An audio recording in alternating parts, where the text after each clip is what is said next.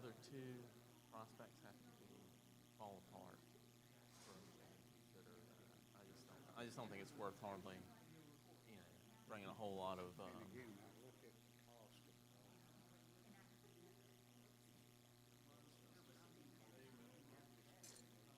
cost of development, right, I know, but still, at least we can, we can talk about the other things too, because it might be worth the cost. Yeah, and, so, because it's flat, and it's right here, and it's just, I don't know what it will end up being, but ultimately, we could think, but, yeah, hear that? To me, that's an opportunity more than the others. How you been? But, raised her several times today, about the utilities and got all that straight. We got, either one. Well, the, Wilson track, it would actually, that was township. Closest sewer. The County Fault. There. So it would, or either that or, Blythe Creek. Cross from the road. So that one would be a challenge. Not that much.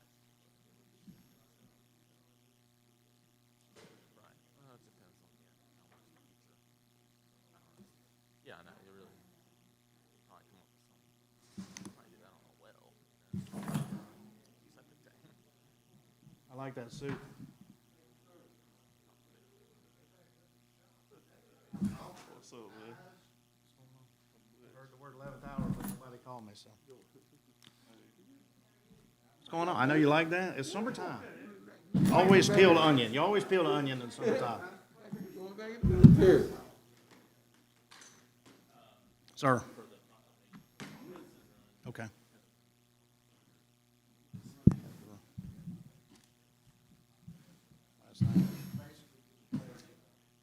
Okay, thank you. All right. Perfect. Yep, Ms. Ramsey.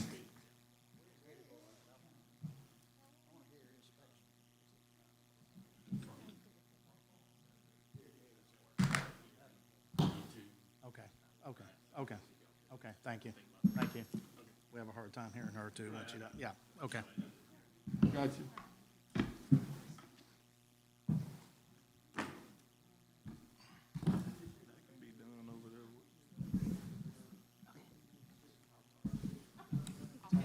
No, I'm just saying, like, you could go ahead and do the AV. Is it on now or not? Oh, yeah. It is. Oh, but I'm I'm talking about, you know. What the holdup is, we've been approving it, right? Oh, I guess we haven't until we vote on it. See, That's what it is. I'll play by the rules.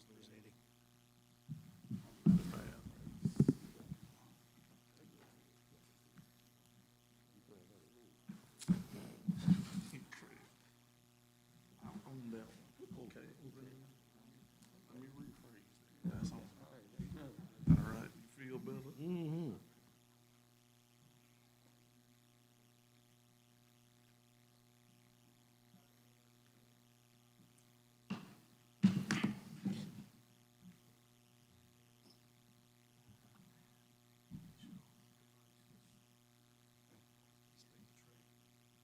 Ready, sir? I will call to order the regular monthly meeting, Blythewood Town Council. Today's date, Monday, May 24th. The time is 6:02 p.m. Ms. Cowan, please call the roll. I'm here. Councilman Eddie Bowman. Present. Councilman Griff Griffin. Here. Councilman Donald Brown. Here. Councilman Smith. Here. And Ms. Cowan, was a notification and posting of the meeting agenda completed in accordance with state law? Yes, sir. Thank you, ma'am. Gentlemen, before you, tonight's agenda. I'll be looking for additions, deletions, recommendations, or approval. Make a motion, we approve as presented. It's been probably motion is seconded to approve tonight's agenda as presented. Any further discussion? All in favor signify by saying aye. Aye. All opposed? The ayes have it. Thank you. The agenda is approved. Please join our Mayor Pro Tem, Eddie Ballman, as he leads us in the Pledge of Allegiance and tonight's invocation.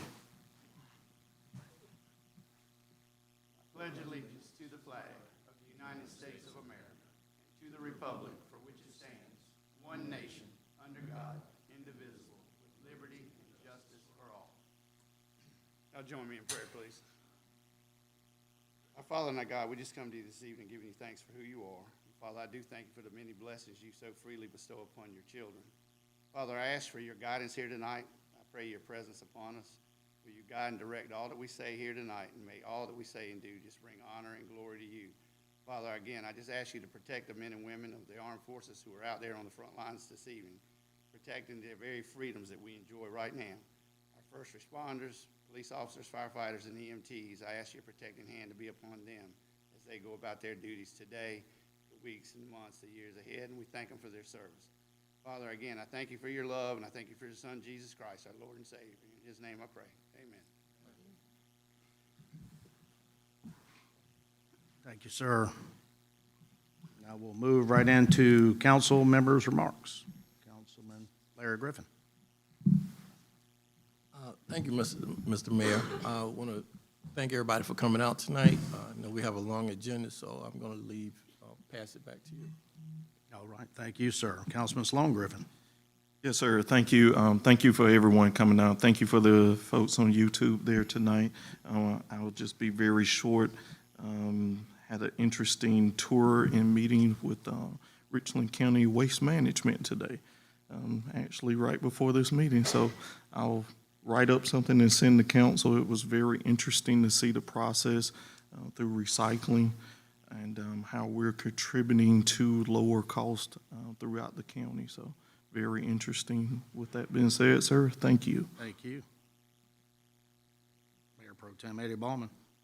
Thank you, Mr. Mayor. I just want to welcome everybody here, and I too, like my councilman, Mr. Griffin, I will just keep them short and say just thank y'all for being here and relinquish my time.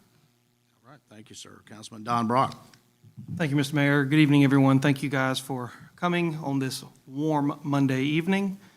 Thank to those online who were able to join us. One remark, Ms. Doris Hoffman is with the Historical Society. They are here tonight, and I just wanted to let everyone know that I stopped by the Historical Society the other day, checked out the repairs and renovations that have been doing to the Langford Nord House. I believe that's correct, and it's coming along very nicely outside, and they're looking to do improvements on the inside as well.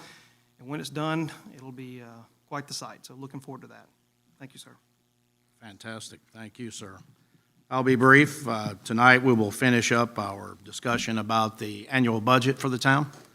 Hopefully, that will go smoothly. We will move to the first vote. It has to be voted on twice with citizen input each time. So I will recognize you when the time comes if you'd like to speak about that. Also, an update on the pending FOIA request for the town council members. Today, we had the representative to take our telephones to copy records and produce that, which all public records, again, like I said before, should be brought to light at any time. I just want to make sure all council members had an opportunity to do that today.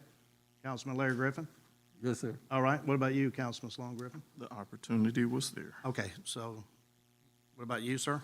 Presented mine to him at All 9 right. a.m. this morning. Councilman Brock? I was also presented the opportunity. Thank you. Okay, so, all right, we'll make sure that's available. I did as well, because complying with state statutes is obviously something all good citizens should do.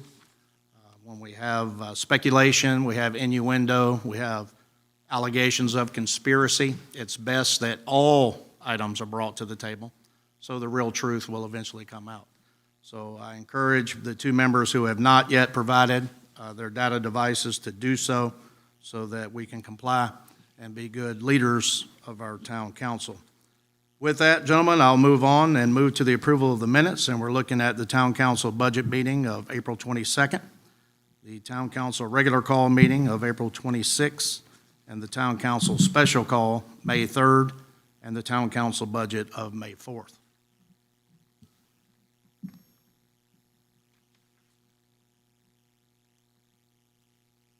Any additions, deletions?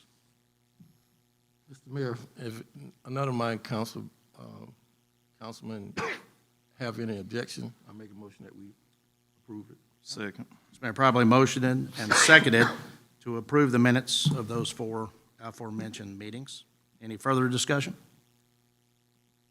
All in favor signify by saying aye. Aye. All opposed? The ayes have it. The minutes are approved. Thank you, gentlemen.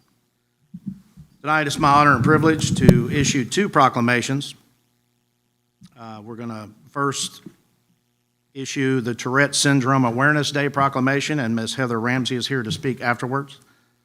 So what I will do is stand and read this, and so we can recognize Tourette syndrome across the nation. Office of the Mayor, Brian S. Franklin, Tourette Syndrome Awareness Day, June 4th, 2021, Town of Blythewood, South Carolina. Whereas Tourette syndrome is an inherited neurological disorder that is characterized by involuntary physical and vocal tics that occur many times a day. And whereas Tourette syndrome is often accompanied by other mental disorders such as attention deficit and obsessive compulsive disorder, learning abilities, and anxiety. And whereas Tourette syndrome and tic disorders affect 1 in 100 children, more than 10,800 school-aged children in the state of South Carolina alone are dealing with Tourette syndrome. And although some of these cases are aided by medication, there is no standard treatment or known cure for the disorder. And whereas there's an important need for more professional help with interest and expertise to identify, counsel, and treat people with Tourette syndrome, a disorder that is often misdiagnosed and misunderstood. And whereas positive actions to assist children and families living with Tourette syndrome would result from a broadening of public and professional knowledge and acceptance of Tourette syndrome. And whereas the Tourette Association's Greater Carolinas Group are actively providing services to families, educating medical professionals and teachers, and supporting research to better understand the signs and treatments of Tourette syndrome. Now therefore be it resolved that 4 June 2021 will be recognized as Tourette Syndrome Awareness Day in Blythewood, South Carolina, as a special day to promote understanding, compassion, and acceptance for all our fellow citizens who deserve and need our support to break the stigma that surrounds Tourette syndrome. Signed, Brian S. Franklin, Mayor, Town of Blythewood, South Carolina. Ms. Ramsey, please come forward.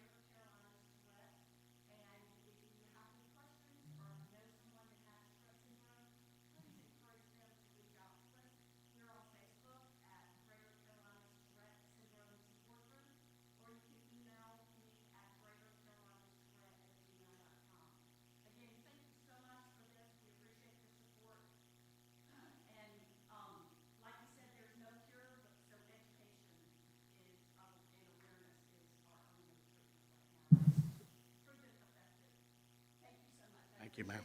Thank you for coming.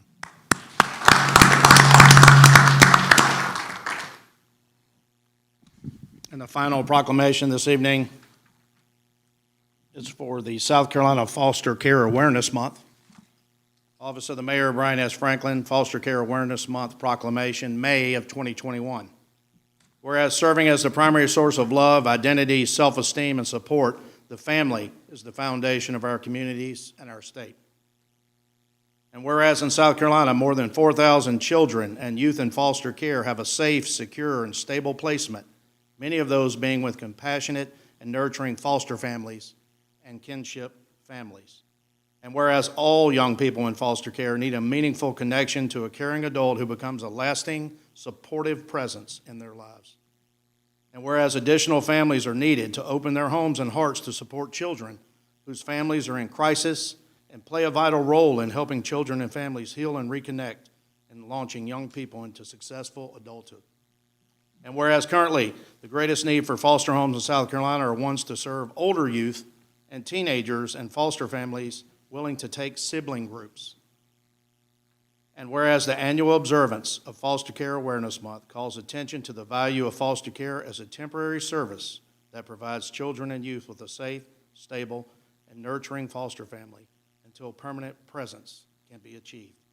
Now, therefore, I, Brian S. Franklin, Mayor of the Town of Blythewood, do hereby proclaim May 2021 as Foster Care Awareness Month throughout the town of Blythewood and encourage all South Carolinians to recognize and honor foster families across the Palmetto State for their many contributions to the well-being of all our children.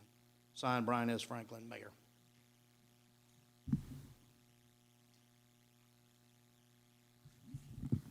Okay, thank you. And now we'll move to tonight's paragraph 3 discussion items. We will begin with A, the fiscal 2022 budget and outside agency requests. Mr. Williamson. Thank you, Mr. Mayor. As you know, we've been through several, 2 work sessions, and so we have made our revisions since then. And so what you have before you for this particular agenda item, it's in the discussion items section. And so the purpose of this is to go over, I'm going to first go over about outside agency requests and the change that was made there, and then also then talk about a few of the minor changes, and then the hospitality tax and the applications for the events. So first off, with the outside agency requests, Mr. Mayor, you asked to get some clarification on how to vote for them in case there was a conflict of interest with a specific council member on of course, be part of the community, have some particular relationship with an agency that is making the request. So the way the budget reads now, the total amount has not changed from the review sessions, but the actual allocation for each agency is not in the budget. So what I propose is after the budget is approved, then each agency can come before you as council and you can vote. And then if anyone has a particular conflict of interest, they can step out of the room. And so then it's dealt with individually instead of approving the entire budget with those line items there where there may be a conflict of interest and there's no way to kind of distinguish that. So that's one of the major changes. And otherwise, you'll see in red the changes that were made from the last meeting. We increased community promotions to reflect the increased amount for movies in the park. Increased the legal counsel to $60,000. Increased the maintenance and repair town hall from it was originally $10,000 and now it's gotten to $25,000. Mr. Williamson, can I stop you? Can you go back for the public good? And Yes, I'm sorry. When we changed it, what was it and what did we change it to? Just, Okay. Okay. Yep, thank you. So let's see. Community promotions was $25,000 and we increased it to $32,000. Okay. The legal counsel, outside counsel, had proposed $40,000 and we increased that to $60,000. For the maintenance and repair of town hall, originally it was $10,000 and that is increased to $25,000. And then just a slight increase on this is on page 7, the base payment to pay off for the bond for the facilities corporation. There was just an escrow of $750 that was not accounted for in the budget previously, so we just added that portion there. But that you can see that's similar to what was budgeted last year.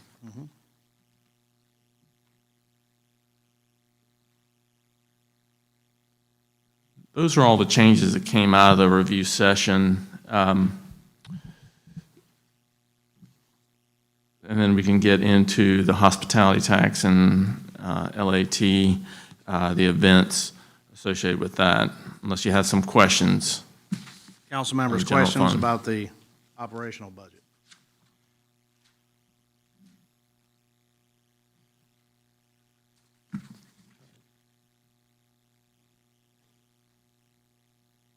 Okay, hearing none. Go ahead, sir.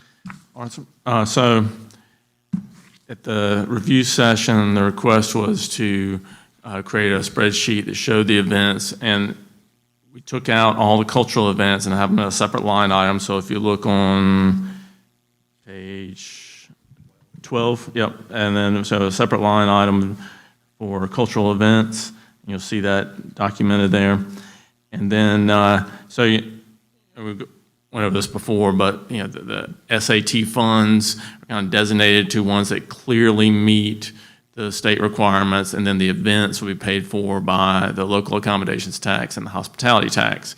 So, they're separated in the budget, but so the simplest way to do it is, to put all those available funds together, and then that's how I created the spreadsheet that is at the following the budget, following page 16 of the budget there, you'll see revised my spreadsheet that you're probably familiar with looking at by now. So you can see there the requested amount, the amount at 80%, and then the request is for the new events to be funded at 50%. So that's what you see reflected on this spreadsheet.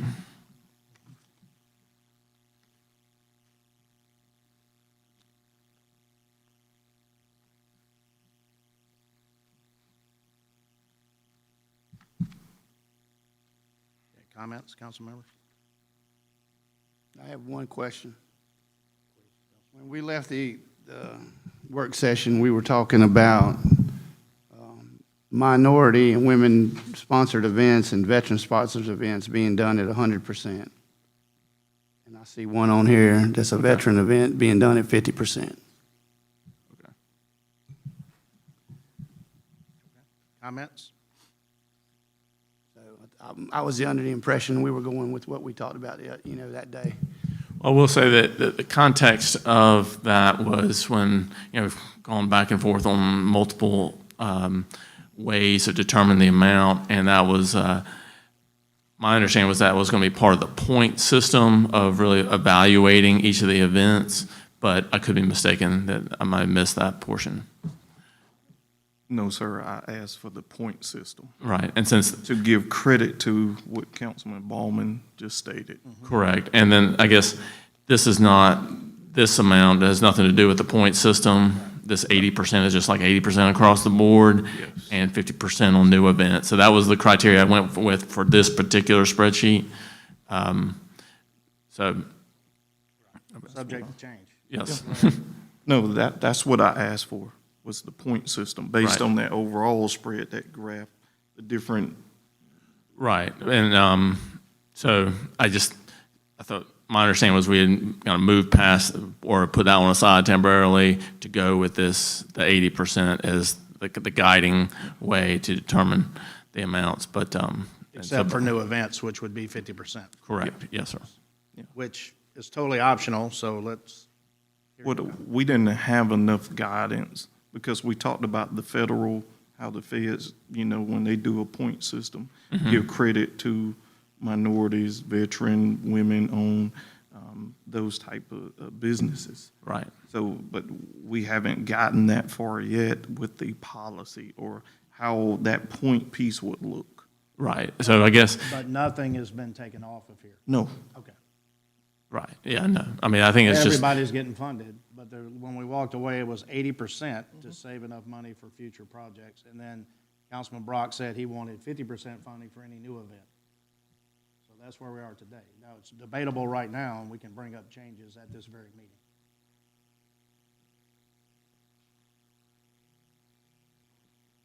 that's what we talked about. Yeah, but to imply that minorities and veterans organizations are not being funded would be an incorrect assessment. They are being funded, everything's being funded at 80%. except for new applicants, which are proposed 50%, and we can change that tonight. Mr. Mayor, Councilman Griffin, Larry Griffin. in our last discussion, I had suggested that that 50% go case by case. Yes, sir, you did, and that's exactly what we're doing right now. We can talk about each individual line. That's why we set aside another hour to this meeting to do so, if that's what you choose to do. Absolutely. We're not trying to rush anything through. We're trying to make sure it's fair and equitable. There was a concern on the council, we're not saving money to do capital infrastructure projects, so I personally recommended we fund everyone at 80% to set that other 20% aside for that very purpose. Now, if we choose tonight not to do that, we can certainly vote on it. So nothing's off the table.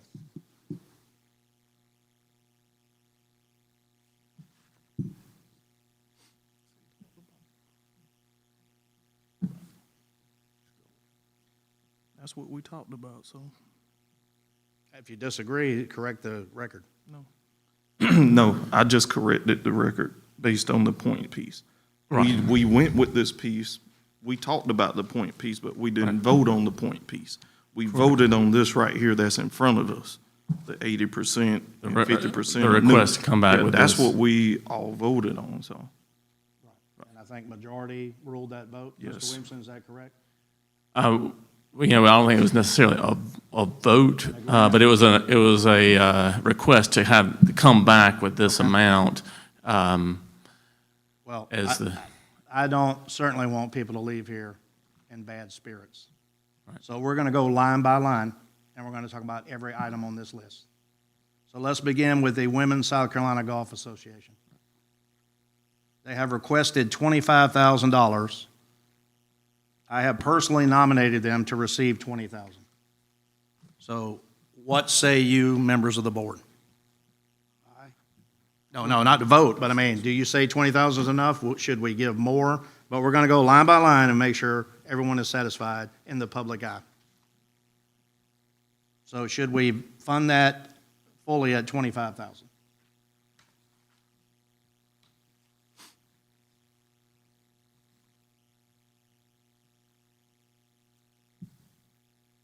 We're going to catch this point system as we go. You see my plan here? So when you see something that you don't agree with, then that's when you bring that up. That's when, and yeah, you, I mean, talking to me? you had an objection to something about a point system. So I we're have going to go not one by had- one. No, let me stop Okay, go ahead. you. Go ahead. I have not had one objection to any of this. Okay. Because our last meeting, we talked about this. Right. So I thought down to me to you, this was what we talked about. This I right have here. no objection to any of this. Okay. What you just stated about the saving that 20%. Yes, sir. For capital improvements Yeah. is what we talked about. That's right. We had no problem with that. Okay. So I think we're on the same page, Yeah, Mr. that's- Mayor. that's Okay, not- all right, that's let not me a- ask it this way then, to try to come to an agreement. Is there anything on here that has been funded at a level that you're not satisfied with? So we can bring that individual item up by itself. Are you okay with 50% for new items? 'Cause that's the first time we've ever done that. That's I'm that's not. the only question. Okay, That's the question that we have. 80% was good. The 50% first time is bad. okay, Yeah, and I'm against the 50%. okay, so then the recommendation is to do 80% for everything? That would be my recommendation. Okay. I don't have a problem with the 50%, but I do think each event should be individually looked at.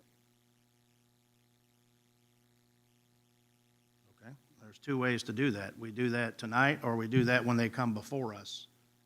Because as Councilman Brock has accurately stated in the past, when you budget, that doesn't mean that's what you have to spend. So if you budget them at 80%, then they come before you and you decide 50. Although I think that's disingenuous, it could be done that way. Because then they're counting on 80% when they start marketing and other things. But I will sit here silently and hear you all tell me what you want to do. Mr. Mayor, Councilman Brock. I agree with your position of it is disingenuous to approve or insinuate that we will be funding at a certain dollar amount only to have someone come back later in the future and have that dollar amount reduced. So as this spreadsheet before us sits, I have no objections at all. I do believe that until proof of concept is established, we should only fund new events at 50%. It's a one-time reduction of the potentially established 80%. That's all I have to say on this. I'm good with this as it's presented right now. Okay. Councilman Ballman. Well, like reiterated, I'm for the 80%, so I'm not for this proposal right now. Okay, so if we move the Range for Hope Foundation to $8,000 as your only recommended change, you would be happy with the rest? Well, no, I think that would be against the other three that's not getting the 80%. I'm all for all four of them Okay. getting 80%. I'm not going to pick one over the other three. Okay. Councilman Sloan Griffin.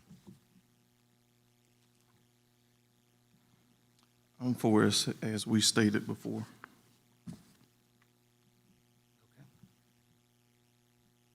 Councilman Larry Griffin, one more time, sir. Again, I don't have a problem with the proposal, with the exception of the 50% for all. I think each event may cause its own situation, and therefore just labeling it at 50 could be a killer.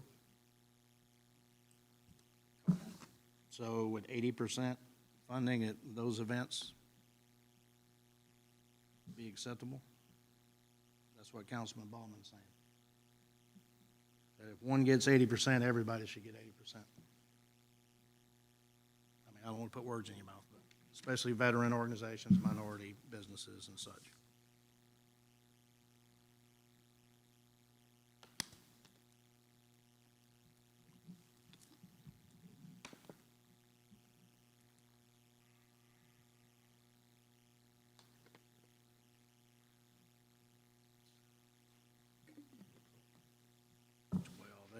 My quick math is about 14,000 more.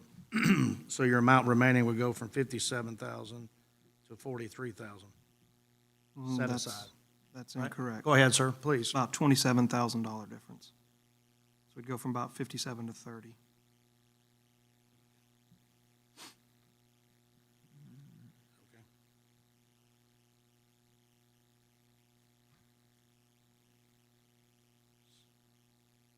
And which way did you want to go again?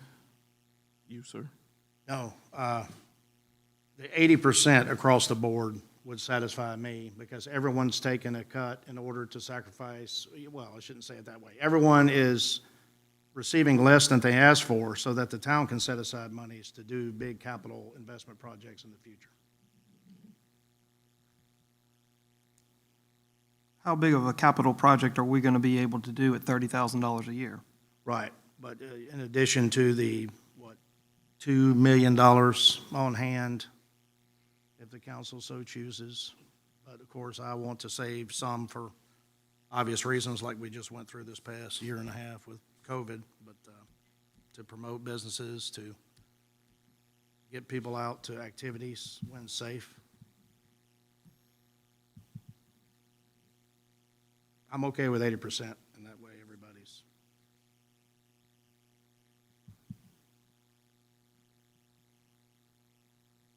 Many of these will make it up in sponsorships and marketing. Some can't. That's why we moved our cultural events out. They don't make money anyway. We don't charge for those.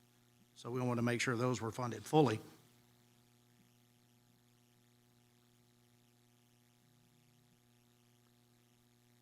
One question. Please. We're saying that the new project that comes in is the same value as one that's been here and established and making money. I would have to defer to Councilman Brock. That's exactly what you're saying.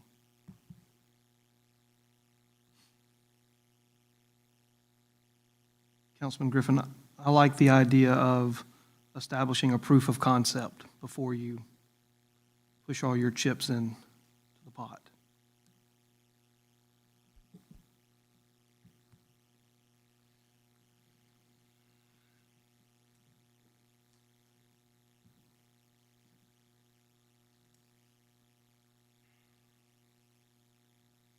other comments?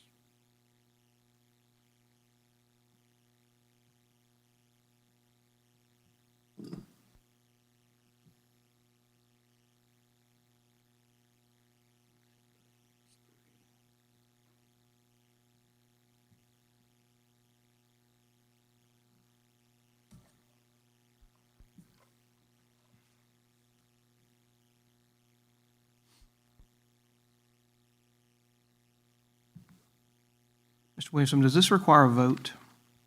Not at this time.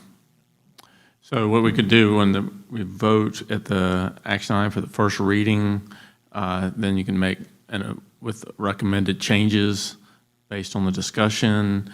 But that's what I would recommend, is just say, recommend based on the changes that were discussed.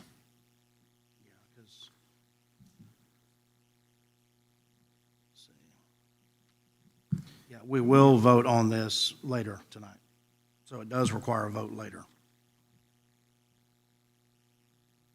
All right, you got to help me with the math because I just did it again. And it's, if we funded the 4 events instead of 50% to 80%, that's an additional $15,500. Okay, That's what I get. okay. So 57 would be your amount left over minus 15.5 is 42. 41.5. Okay. Okay, so you still are setting aside 41,500.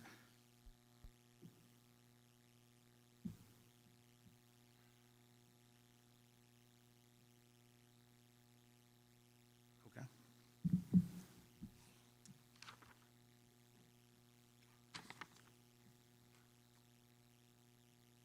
So not bad.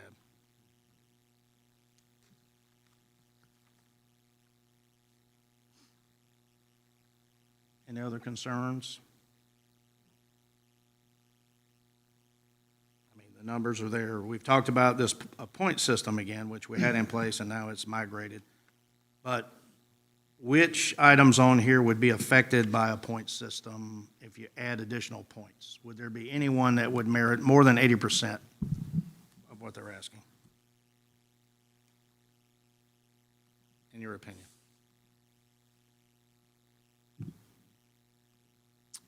Who's that question for? Any of you.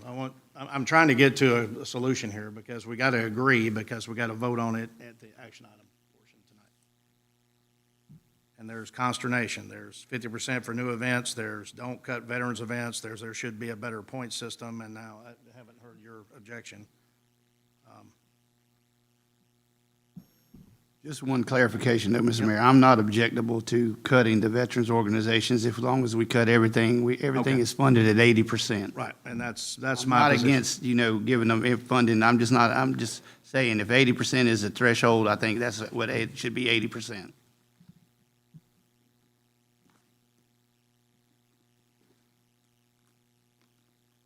And just for clarity, Yes, sir. for me, the point system went away when we started talking about the percentage cuts, the 80 and all of this stuff here. So the point system went away. That's my understanding, is we went to a solid cut. So Okay. that's why I want to clear that up. I'm not on the point system. I'm looking at the cuts. Me and you talked, we talked, that's good.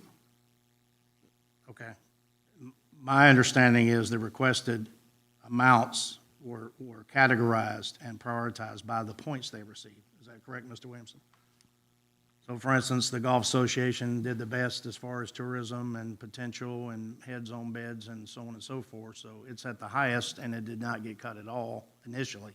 Initially, Yeah. correct, yeah. And then once we had the priority, then I said, let's everybody 80%, so that you can't point fingers, you can't, condemn this council for favoritism. It's an equal contribution of everyone to set aside money for future capital projects, which we have professed to want in this town.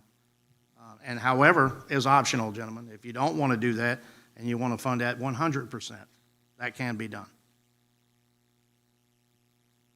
But in our strategic plan, we talked about capital improvements, we've talked about parks, picnics, we've talked about available real estate within the town limits that is not going to be there forever. We have an assessor out now to look at the value of these properties, to see if that's something we want to do.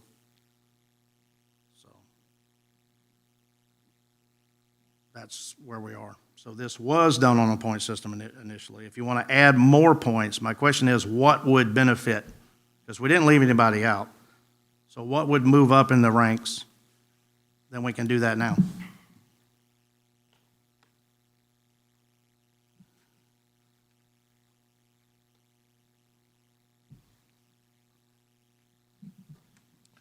Or you can go 90%. Remember, we did 100%, 90, 80, 70, all the way down to 50.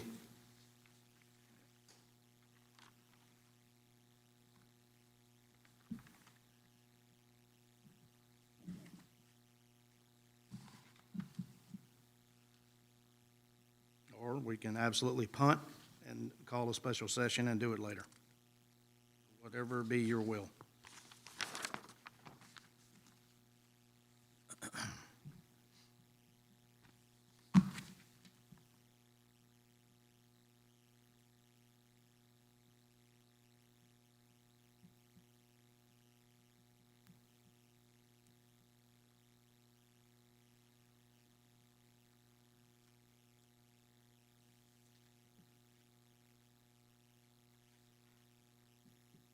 Any other comments?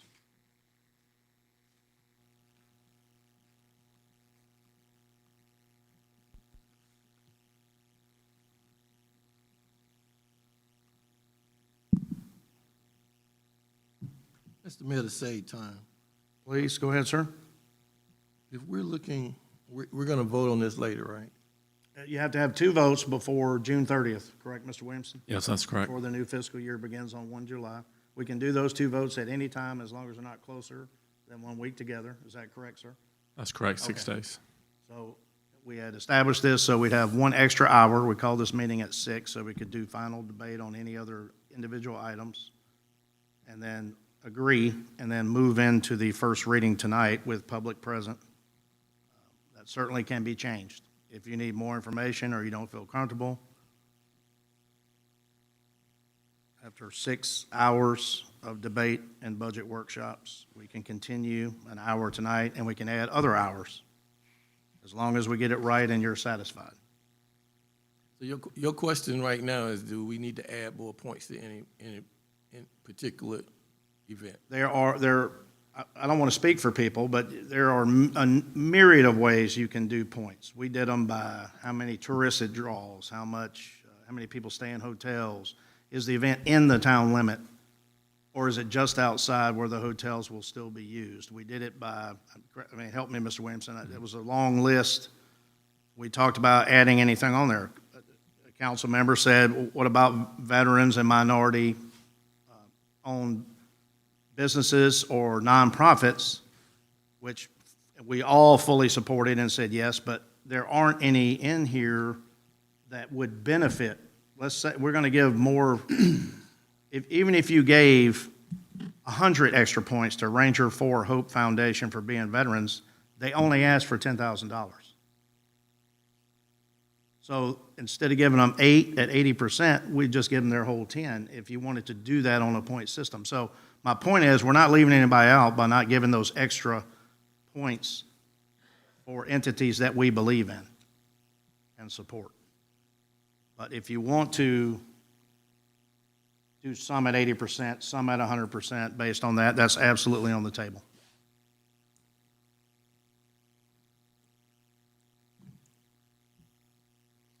And the purpose for this reduction was for we'll be able to save 20% and put toward future. To other projects in the future, every year we run a revenues over expense, so we always have a surplus. That money continues to grow. I think, I don't want to say the wrong number, but it's over $1 million, and that money can be used, and then as a buffer, the money that you're saving every year can be used to maintain, to improve, or what have you. So that was our discussion before. If that's changed, we can certainly say that and change it, where we just spend everything we get and not worry about infrastructure, which I understand is very important to the people who filled out the survey for the town of Blythewood. So when you only manage a roughly $2 million a year budget and you can set aside $50,000, $60,000, $80,000, that's pretty good in my book, to then invest in other things that will make the town better for the citizens who live here.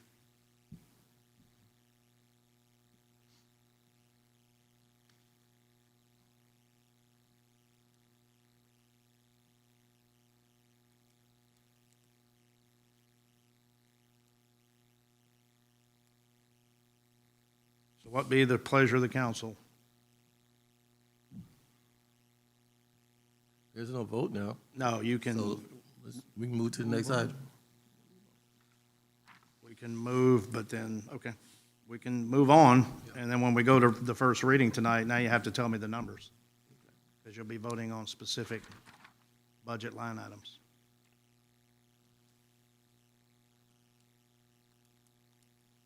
So we want to move on? Yes, sir. Okay, we will move on. Move to discussion item number, letter B, item 3, electric vehicle stations. And we have a presentation by Ben Kessler from the South Carolina Energy Office. Mr. Williamson.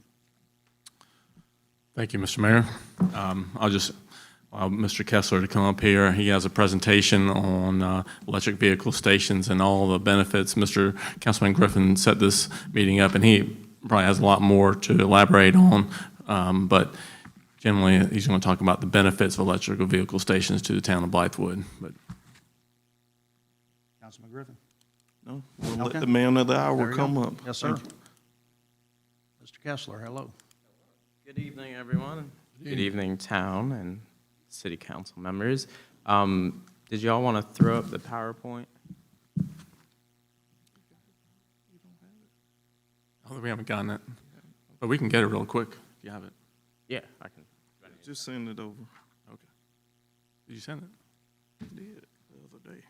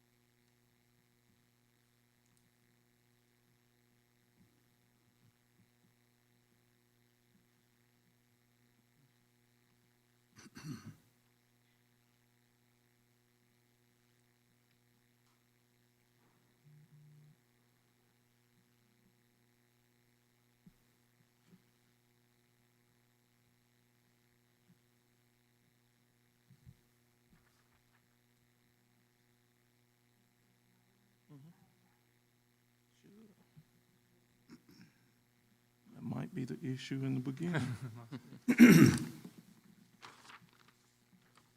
Mr. Williamson, would you like to talk about item C, and then we'll come Yeah, back? let's do that. Okay, Yes, I thank mean, you. want to save time for the people. Yeah, thank you.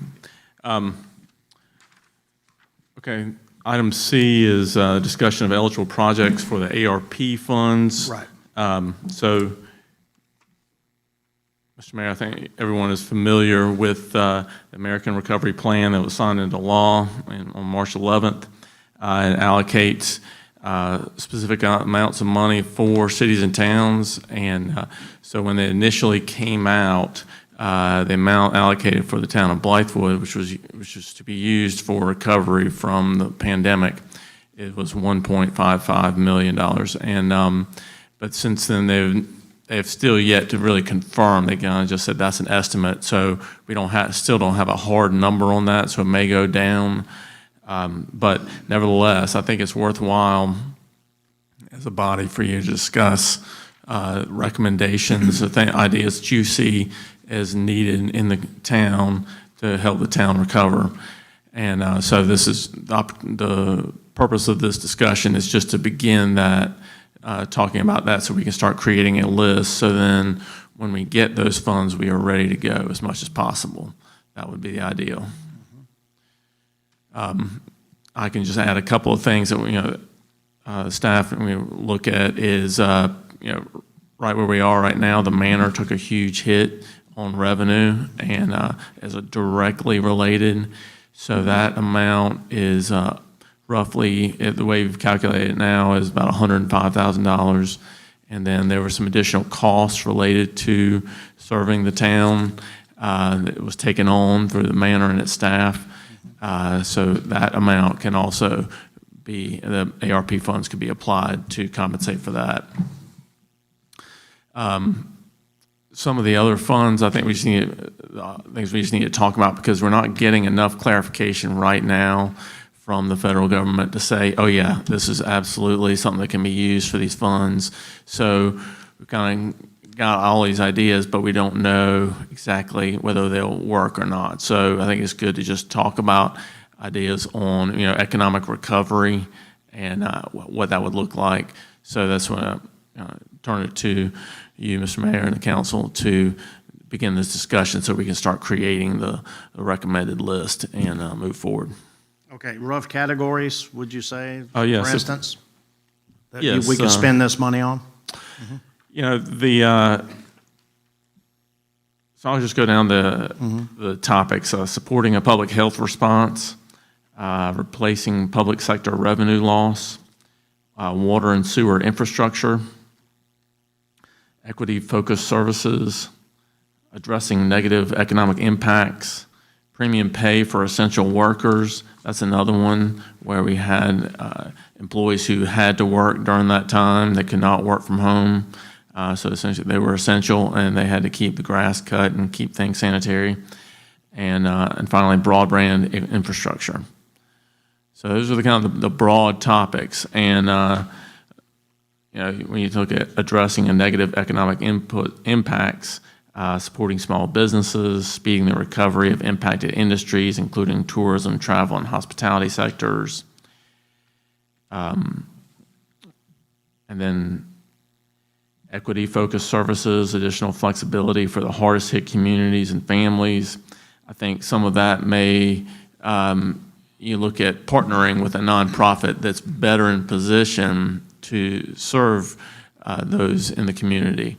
Rather than trying to take on a service that we're not normally accustomed to, maybe we can find a way to partner with someone who can do it and use the money effectively.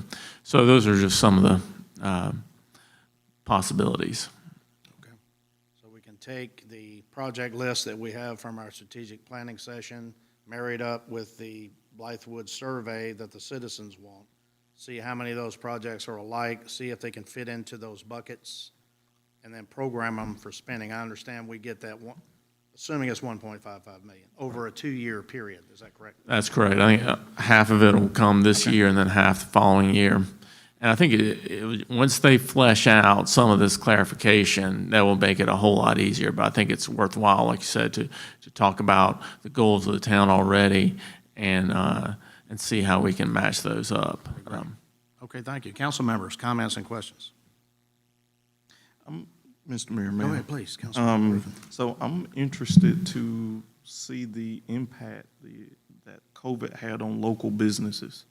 To see if that's something that we can do to stimulate them with this funds. Maybe some grant-based program. Or I don't know if we can do reduction of business license or things to that sort, but just. Yeah, that's something to consider. I think it does address that. And I thought if you looked in your packet, the frequently asked questions that was from the National League of Cities, I thought gave a little more clarification than what I've seen directly from the Fed. So It does talk about the possibility of that, so we can look into that. But just kind of look at how that would work with which industries and, making sure that is all equitable. Yeah, I mean, that's just my thought Right. process, just, nothing set in stone, just, Correct. what can we do for those businesses out here? Correct. And then, another thought was to have some sort of facade grant where you're actually improving those properties that they didn't have the opportunity to spend the money on, and while also improving the appearance of the town. So the town as a whole benefits as well as those individual businesses. It's just one line of thinking as well that I like. Can we look into with Winsboro with the infrastructure piece with the digital meters to make sure, because I know they're gonna pilot some on this side, so that may be something we could look at also. Yes, and I've had some discussions with Winsboro. I think they may already have that in the works. And that's cool if they Right. do. I mean, that saves us money, but Correct. just, But one way or another. yeah. And support to the cab for some of those initiatives they have on that side. Well, that's what I was thinking. An organization like that has its finger on the pulse of the community, and rather than us try to take something on that kind of competes with that, support someone who's already extremely effective. And my last thing, Mr. Mayor, I don't really know how to gauge it, but the broadband infrastructure piece, I know that's real big on some of our state leaders on to the federal side. So, but I'm not sure how we look in that neighborhood of broadband access. I have not been able to determine that yet, but that's, Yeah. That's one of the items the Census Bureau looked at in the past, so we can pull that and see Okay. how we compare to other municipalities. Good point. I just know, and then too, the school data, when R2, when they set up the mobile internet using the buses for servers. So I know they done some out this way, but I'm not sure how we can assist in that infrastructure piece with that funds. Thank you, sir. Yes, sir. Any other comments?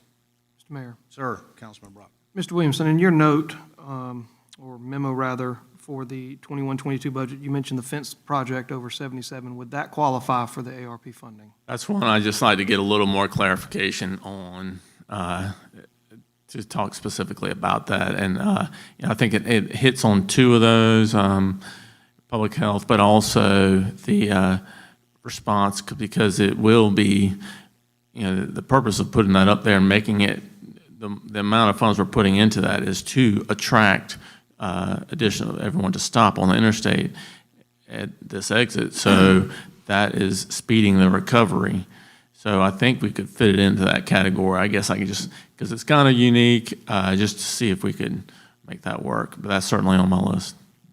What about improvements within the park, specifically like the gates that we are going to discuss tonight and other improvements within the park? I know that we approved fencing last meeting, additional playground equipment, improvement in walking trails, fields.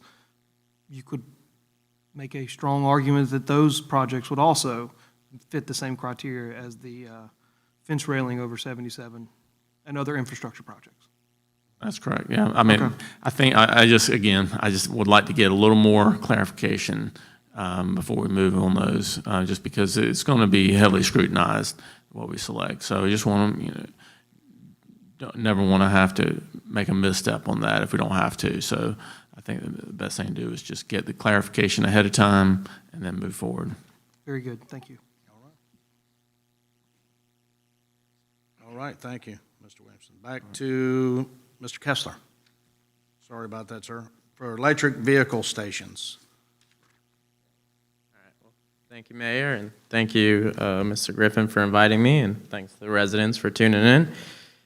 So I'm here to talk a little bit about electric vehicles, the direction where things are heading, some of the infrastructure that's around, and fleets. So didn't put it on my slide, but my name is Ben Kessler. I'm the Clean Transportation Specialist for the South Carolina Energy Office, and also coordinator of Palmetto Clean Fuels. So you can advance to the next slide.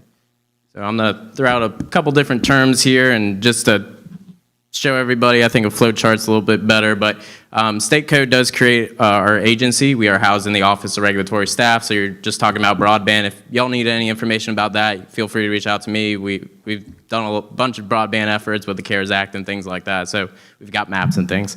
But then stepping out of that, we are the Energy Office, so we're an initiative of ORS, and then stepping down from there is Palmetto Clean Fuels. We are funded completely by the U.S. Department of Energy, so through federal sources, we get no state appropriations, but we engage in a lot of different work. So if you want to flip to the next slide.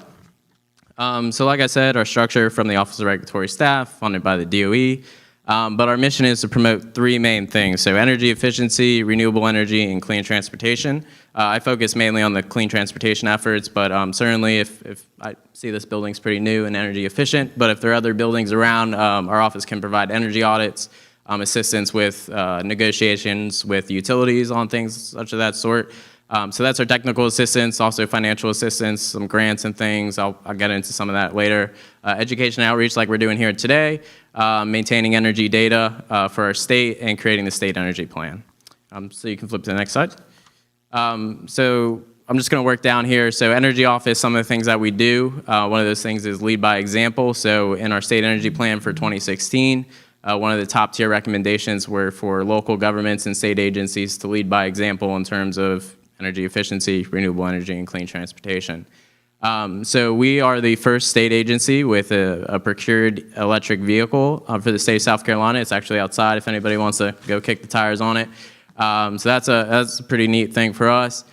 We did a partnership with SCPRT. We've got some charging stations down now and our talks to do a bunch more. So if y'all want, Sesquicentennial has our flagship station, a DC fast charger, which I'll get into in a little bit. But we also do our Plug-in SC program. So when you go to Sesqui, you'll see our station branded with this great little logo on it, Plug-in SC. So this is our statewide marketing campaign and education to inform folks, motorists, that stations do exist. They are here. And we provide signage for them as well. So no cost grant program for signage. We also work on alternative fuel corridors. So I know Sloan from DOT, we work with the US DOT, SCDOT, and FHWA on increasing alternative fuel readiness here in the state. So this map here, GIS map, these kind of purple blotches are all of our DC fast chargers along interstates here in South Carolina. So where there's a connected purple blotch, you have no trouble transiting the state with an electric vehicle. We're certainly putting attention now with how OEMs, automobile companies are moving toward EVs here in the near future. We're putting a concerted effort on closing some of those gaps here. So this was part of the FAST Act in 2016, and we're actually the first state in the nation and first state in the region to put alternative fuel signage down on our interstate. So you'll see those as you drive by. Flipping to the next slide. Some of the things, so that's what we do in the Energy Office. So moving down now into the next subsection is Palmetto Clean Fuels, which is me. I'm the head of this I guess, organization initiative. So we stem from the Energy Office. We've been here in South Carolina active since 2004. We just went through our redesignation process with the U.S. Department of Energy, so we'll be here for another 4. But our goal is to promote alternative fuels and infrastructure. We are fuel agnostic, so natural gas, biodiesel, hydrogen, electric, whatever it may be, we promote it all equally and fairly. We think all vehicles have a fuel type out there and a use case that fits it. We've had a cumulative impact of about 51 million gallons here in South Carolina since 2009, which is pretty nice. It's been growing every year, and certainly appreciative to all of our stakeholders who focus in on that. But we also do engagement here within the state, helping folks integrate technology. So I'm not going to go through all the pictures here, but some of the big ones we got here, top right is our Soda City Farmers Market EV event that we do in Columbia. Certainly driving in, I saw that y'all have a farmers market here too, so if that's something we can facilitate up here, let me know. You'll also see a celebration here of electric buses. That was in Clemson. Clemson's area transit helped celebrate their delivery of buses. We work with Department of Education. They have propane buses for school buses. We've seen really great success with that. They're up to 300 and something buses now. So we do a lot of training with them as well. So next slide. So just to talk about alternative fuel infrastructure, I said it here a couple times, but where is it, right? So we do have maps available that show you where infrastructure is down to a local level. Here I pulled 2 maps, and certainly because we have so much of non-electric and electric stations, I decided to put them both next to each other here. So certainly you can see electric and propane are kind of our big ones. This is not to say that there's not more out there. We certainly know that there's more out there. This is crowdsourced information. There's also fleets that use it behind the gate. So we don't have information about those on this map, but certainly they are out there. Next slide, please. So now that I talked about infrastructure, what types are there? So really for EV, there's 3 types. And really for the town of Blythewood, I would focus in on level 2 and level 3 to be honest with y'all. So level 1 is basically what you get out of a wall outlet. It's also known as trickle charge. You get about 2 to 5 miles of range per hour. It's just a 3-prong outlet. So that's good if you got folks, say airport parking where folks are there for 4 or more days. That's a great solution for that. Now level 2 I know is what City of Blythewood currently has. This is a little bit more power. It's a 240 volt. It's 10 to 40 miles of range depending on how much kilowatt power is going through it. But this is really good stuff for overnight charging like hotels where they're currently at, fleet locations, workplace charging, things like that. So the 2 images here, the left one is the University of South Carolina. They've got some charging stations down, actually same units, Eden units that y'all have. And then Town of Newberry on the right just installed a brand new Siemens Gen 3 charger outside their public library right next to their Main Street. So that was a nice little celebration. Now level 3 DC fast charging is really what folks like to talk about. It's fast charging, right? So we're talking about 480 volts, things that can really kill you, going anywhere from 50 kilowatts to 350 and even higher. We've seen. But this is I think the real golden stuff, the 60 to 200 mile plus range per 20 minutes of charging. So you can see it's a lot quicker. I would advise against installing these at kind of regular parking lots because you want to install these near interstates or major traffic ways where there's that high traffic density because they are that fast charge. Level 2 is what we've seen most folks install because you can set it down, someone parks there for an hour or 2 and gets out of the way, and it's a good fix for everyone. So next slide, please.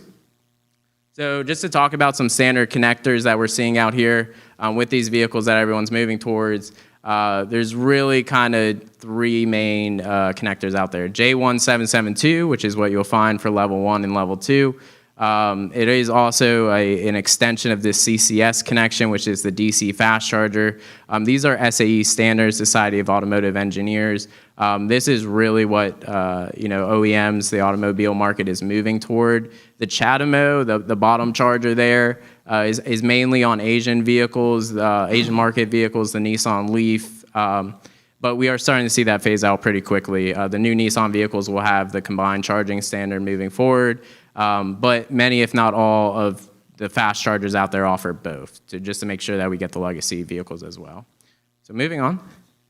We'll talk about here what's happening in Blythewood. So this actually happened when I was back in high school, so I had to dig through some files here to pull some information. But we did receive $480,000 through the Recovery Act, the Recovery and Reinvestment Act of 2009 from the feds.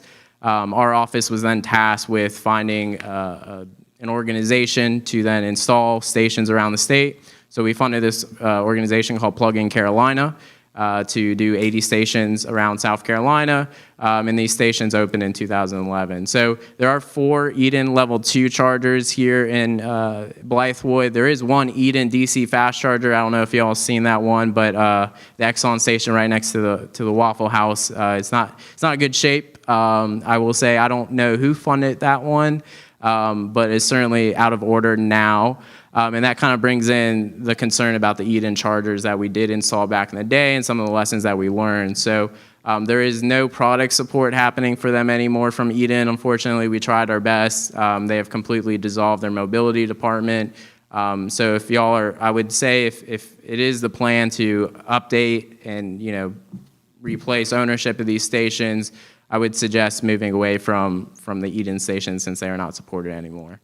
There is a difference between smart and dummy stations. So the stations that y'all have right now are what is known as dummy, and no offense to anyone, but being that way that it's not smart connected, that it can't track data, it can't charge people for charging, things like that.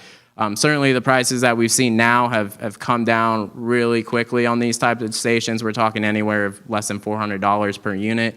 The connected ones are a little bit more expensive. We can say anywhere from $500 to $1,000 a unit for those, and some of them even go up into the 5 digits.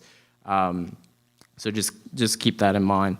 And then moving on. So talking about some of the reasons why folks install stations. So these are all pictures from municipalities here in South Carolina. So starting with the top left is the city of Aiken. They just installed 2 dual unit Gen 3 Siemens chargers right there on Main Street into their parking district.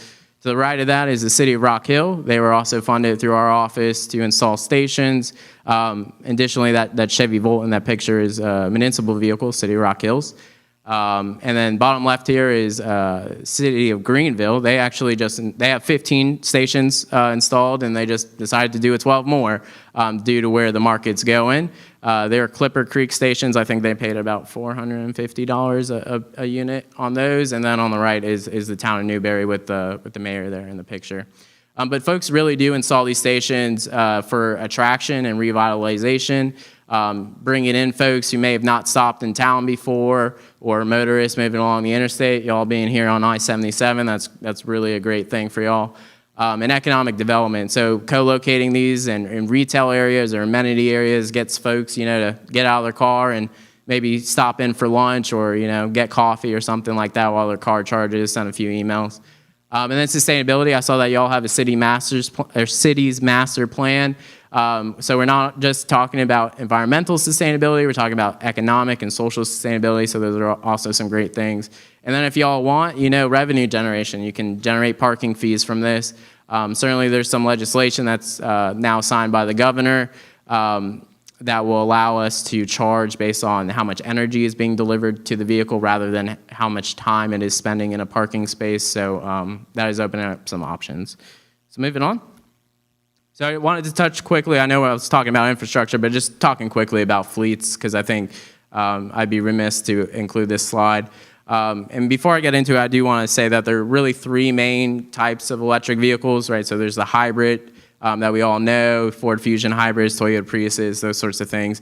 Then we move into the next level, the plug-in hybrid. So those both have an internal combustion engine and a larger battery pack. It will deplete the battery first before switching on the engine, and then a full EV. So those are kind of the main 3 that we talk about, being the plug-in hybrid and the full electric are the ones that plug in. The light-duty market is growing. Certainly, I'm sure many of you all saw the F-150 Lightning coming out. That's looking like it's going to be a great fleet vehicle at a low price that's really comparable to what's already on state contract. And low maintenance prices, right? So the Chevy Bolt I drive has 3 moving parts in its motor. A VW Golf engine has about 150. So that's kind of the magnitude of maintenance cost difference that we're talking about. And low fuel. So the national average, I think, is about 60% cheaper driving an electric vehicle. I will say we've done about 1,500 miles now on that Bolt and paid about $3.70 on it. So some great savings there. We've seen a lot of folks do these for delivery vehicles, for administrative staff, for meter readers, and even police. So this middle picture actually is a vehicle that was just delivered to Benedict College here in Columbia. They are going to be the first, I believe, the first HBCU to use an electric vehicle in their police department. I actually drove by today and it's got decals on it, so it's not just a regular old white Chevy Bolt, but it's all done up now. It's got undercover lights in the grill and in the windshield, so that's going to be really cool to see. And then also this bottom picture is Richland County Library.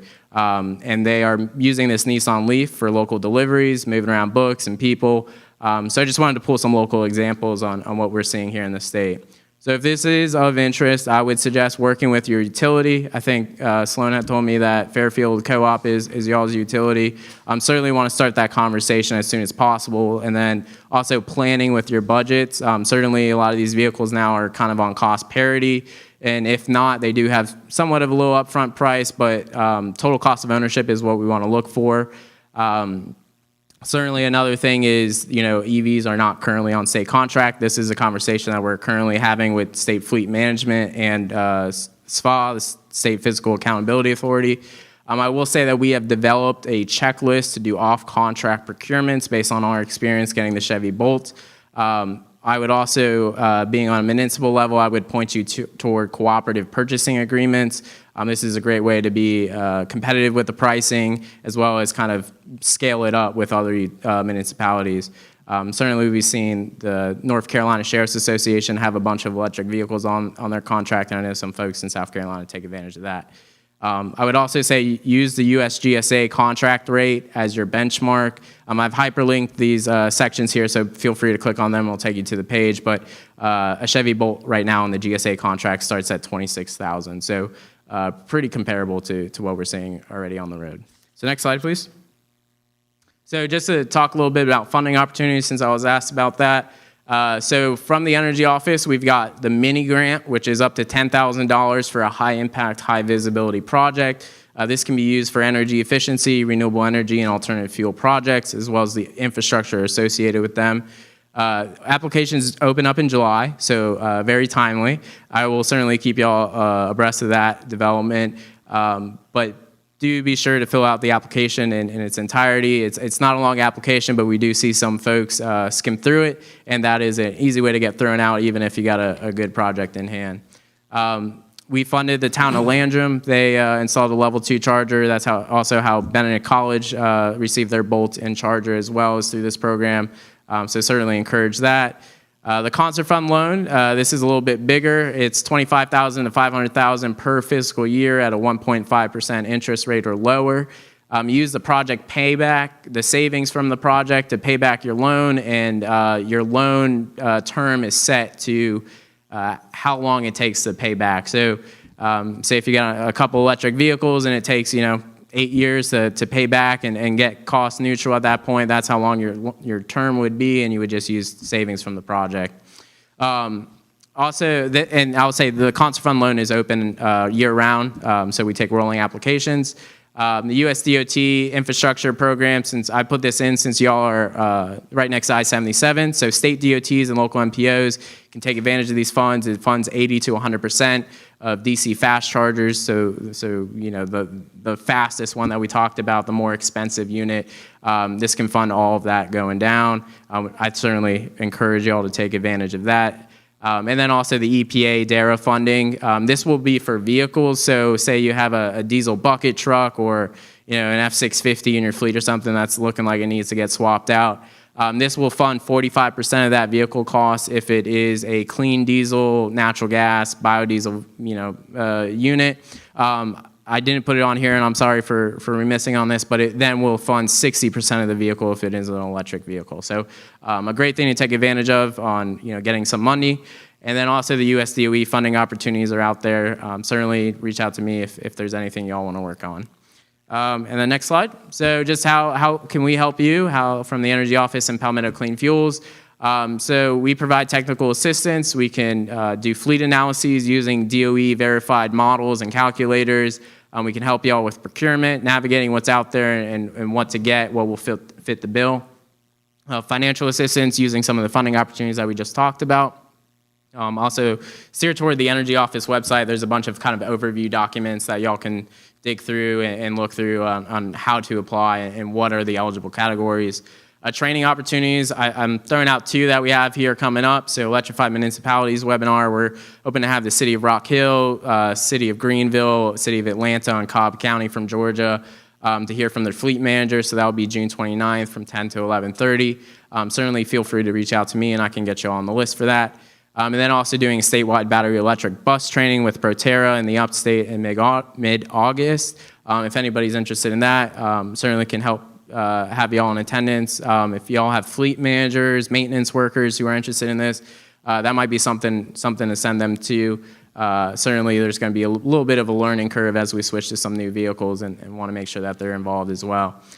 Connecting you is another thing that we do. So we kind of play a matchmaker role. So whatever you're looking for, if y'all got a question about fuel, what vehicles are out there, who's my utility provider, got an agency I need to get in touch with, certainly got the contact for it. And then also subscribe to our newsletter. You can find our events, open funding opportunities, and news from the region there. So certainly encourage that. And I think the next slide is just my contact information. Feel free to reach out to me by email or phone. I appreciate you, Sloan, for having me, and I think this is a great presentation, and looking forward to some activity when these mini grant applications open up. So I don't know if there are any questions. I can stand around, but Questions, council members? well, I appreciate it. Thank you. Thank you for your time. We appreciate it. I'm good. All right. We'll move to discussion items Delta Women's History Month, the HTAC's final report. Mr. Hasterrock.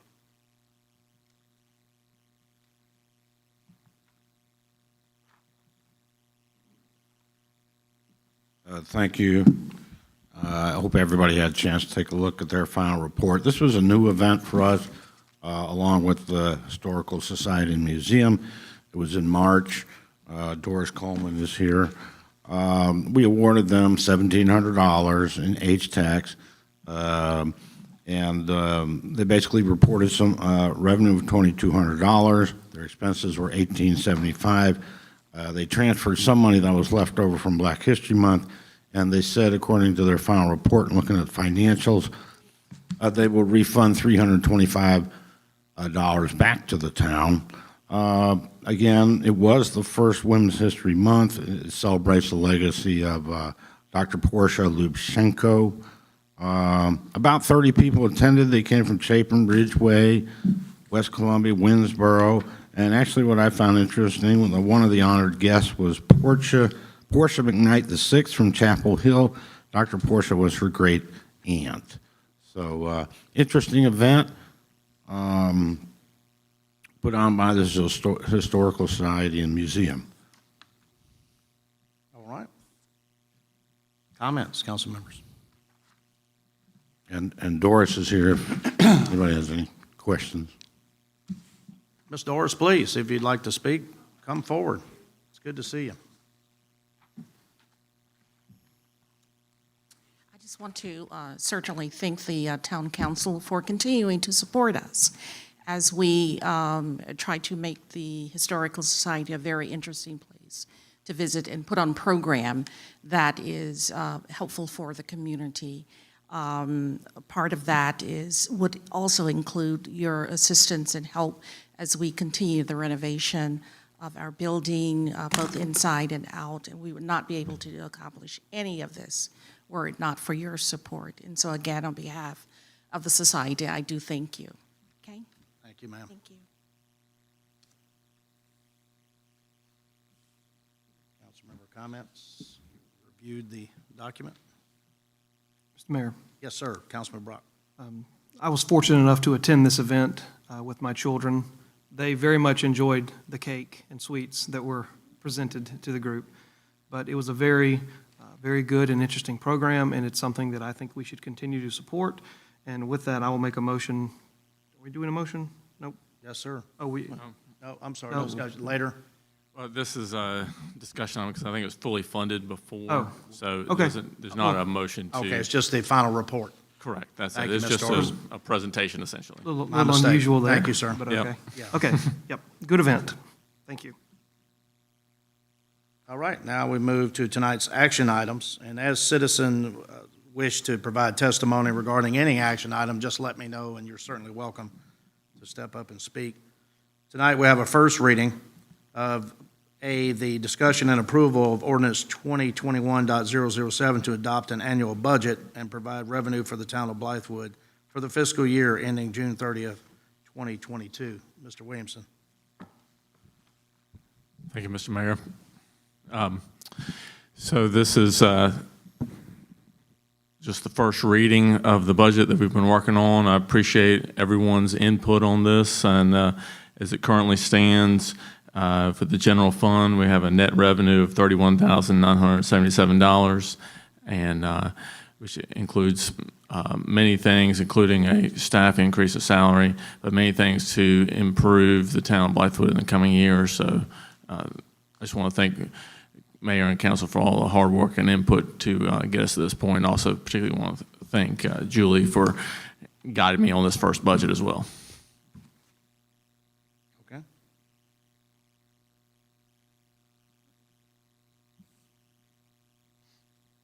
Comments, council members?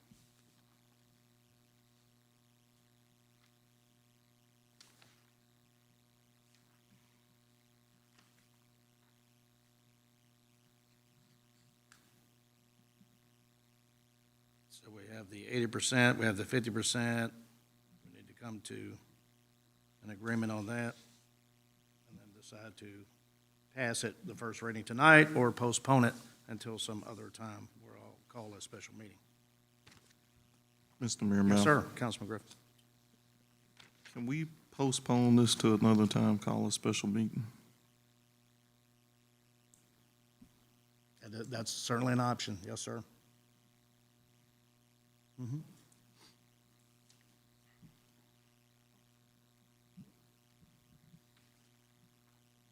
If you're not comfortable. No, Okay, 1 second, sir, go ahead. no, sir, no, I mean, I'm comfortable. Oh, you are. But, I mean, I just feel a little, that there could be some hesitancy on this board. You know, if that be's of the pleasure of the council and yourself, that we can have that discussion in totality in a special session. But I am interested in hearing public inputs Okay. on this.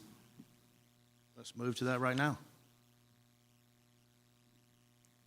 Mr. Coggins, sir.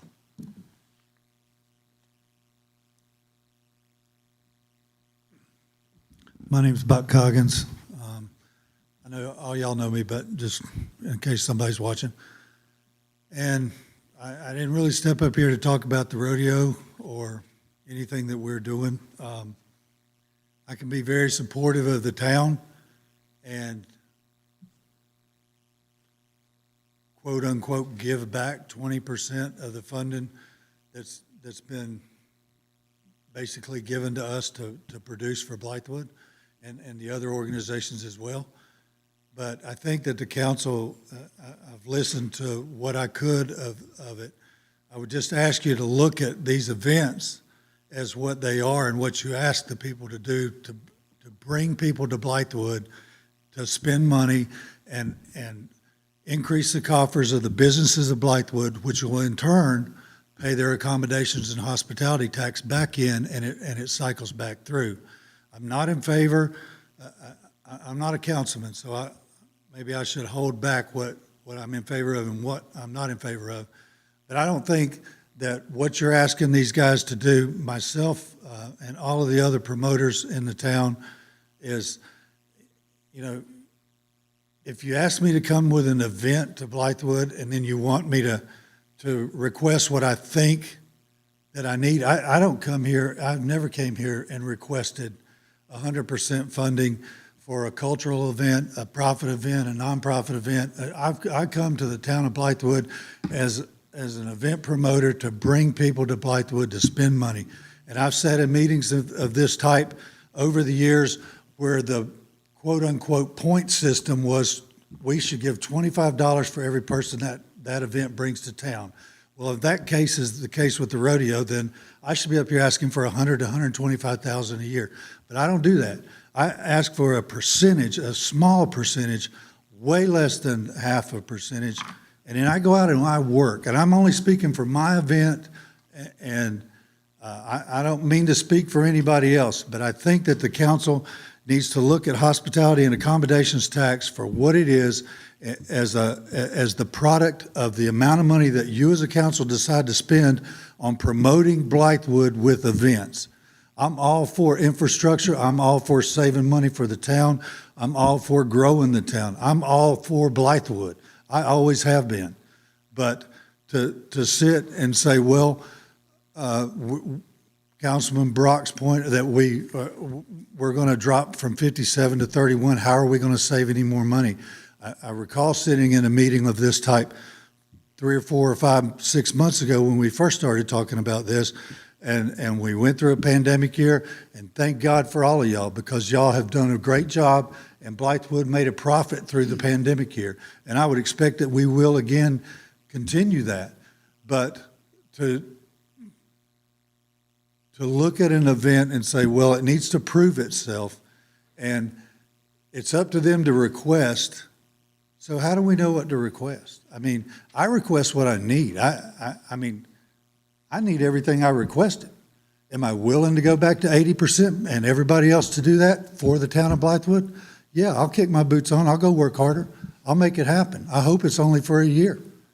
But I hope I don't stand up here in 2 years and say, well, you know, can you look at what you really need? Can you get by on 20%? You know, I don't know. I mean, do we even need the event? I mean, if the council decides that the money's not well spent to bring people to Blythewood and create accommodations and hospitality and bring more people to Blythewood, then maybe you don't need to do the event. I mean, that's a lot of work for my event. I can't, again, speak for any other events. I'm just talking about the events that I'm involved in. I work my butt off. And thank God for y'all, and thank God for everything y'all do for us. And thank God for sponsorships, and thank God that people love our events and come to them. But I just want you to look at this and not get sidetracked in the fact of, well, we're not saving enough, we're not doing this. I mean, look at it for what we as a group are. We are the events that you guys have chosen to help bring people to Blythewood and use the new exits and use the new electronic car thing and use and grow and be a big part of Blythewood. I mean, I feel I've been here 10 or 11 years and I do everything I can for Blythewood every day. And that doesn't mean that, you know, you should give me 150% funding. I'm not asking for that. I'm just asking for a fair shake as an event that is supportive of the town. And I somewhat understand the split of them and the need for the split of certain events and certain events that are not revenue generating. They're important in cultural events. I'm all for them. And I hope that the efforts that I make and others that work with us make in these events also support the cultural events of Blythewood. And I don't know if anybody's got any questions. I don't know if I left anything out, but that's just the way I feel. I'm sorry, guys. I just want you to know what I think about it. And I respect whatever decision y'all make.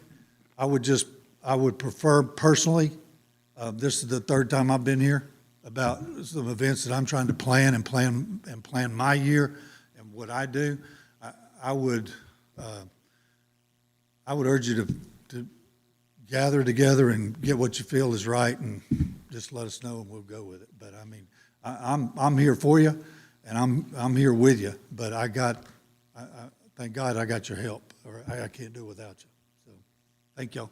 Thank you. Thanks, Bob. Comments, council members? Anyone else, please, Mr. McHenry.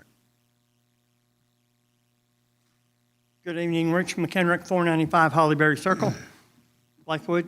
And again, I'll echo a little bit of what Buck said. Thank you very much. I wouldn't want to be in your seat.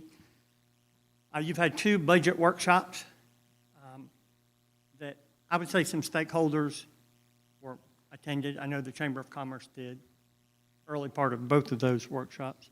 I attended both those and stayed the whole time. Again, I appreciate the work you do. I would totally disagree with deferring this to another special meeting. This horse has been beat more than any horse ever deserves to be beat. And we just talked about the American Rescue Plan possibly giving Blythewood $1.55 million. And one of the topics under the ARP is to address the negative economic impact of COVID-19. Fund these projects at 100% of what these nonprofits are asking for and hold them accountable for the event they do. How are you going to punish Buck Coggins 80% for the Blythewood Rodeo, which I know every member up there attends? 80%. What is, Carol, you may know the answer to this. What is 100% of what's being asked for? What's that number? 190,000. And what is 80% of 190? 152,000. All right, so we're looking for, you're talking about $40,000. Again, I attended the budget workshops, and I appreciate the revised budget that's in here. And I will point, and certainly, Ms. Sarah Lynn, you don't have to pull that up, but I will point to page 5 of the budget where you budgeted for a new automobile last year and didn't use the money, $23,000. You didn't use the money yet. It's one vehicle. You've budgeted 27 this year. Drop the 27 to $4,000. You funded your vehicle at 27, if that's what this new vehicle is going to cost. Fund these events. What is council doing?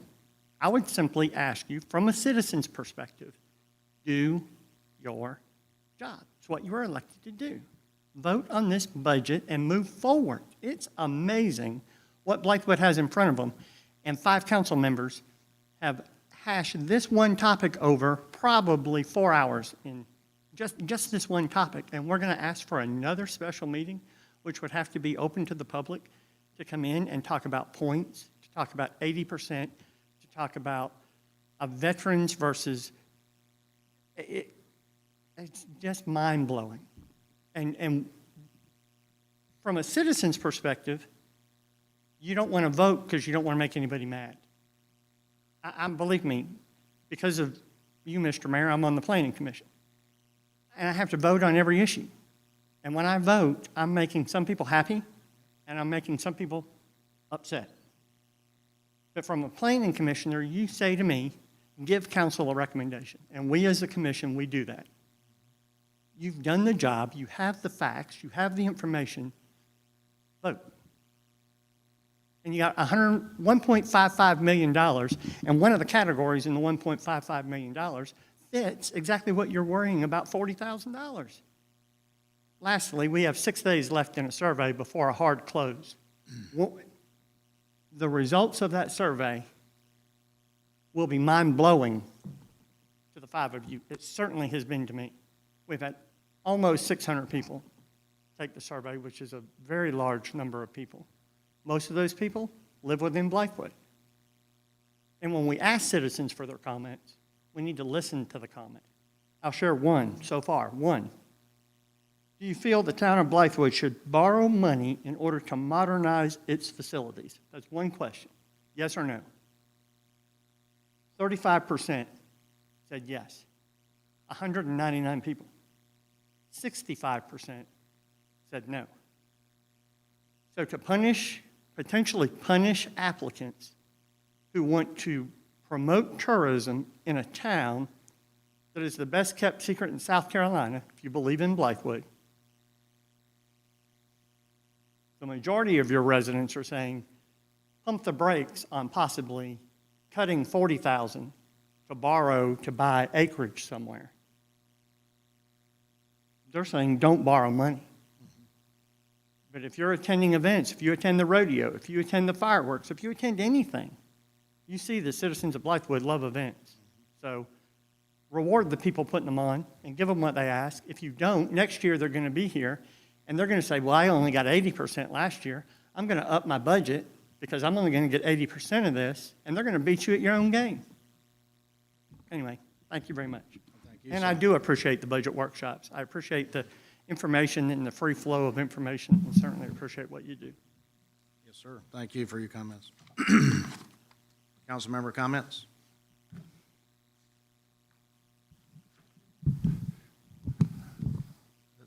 Yes, sir. Come on up. Come on. Yes, ma'am. Clarissa, how are you, ma'am?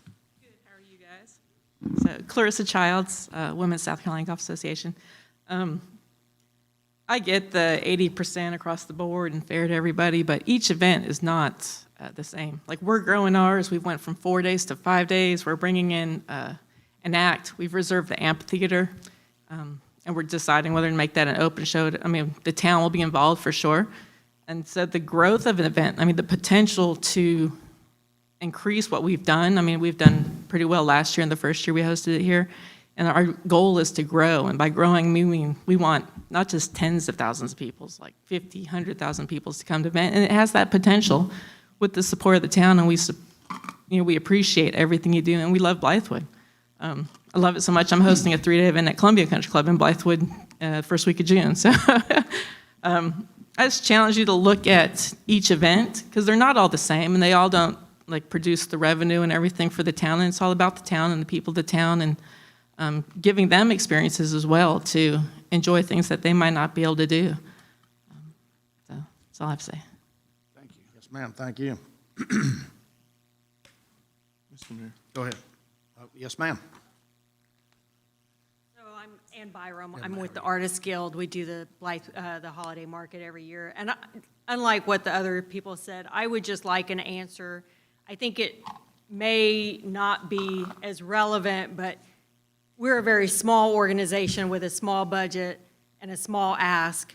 And, you know, our crafters, our artisans are usually, they're retirees, they're working, they're doing it on, you know, in their spare time. And so to have, we're about 6 months out without an answer to kick this can down the road, I don't think is really fair to the people that we represent. Because if down the road the answer is, sorry, we don't have the budget, then they've already expended money for supplies and they've put hours of work into what they do. And so really to know now, even if it was a no tonight, which of course I wouldn't be happy about, but to know now would be beneficial rather than, you know, a month down the road. So thank you. Thank you, ma'am. Councilmember comments? Mr. Fry. Bill Fry, representing the Chamber of Commerce.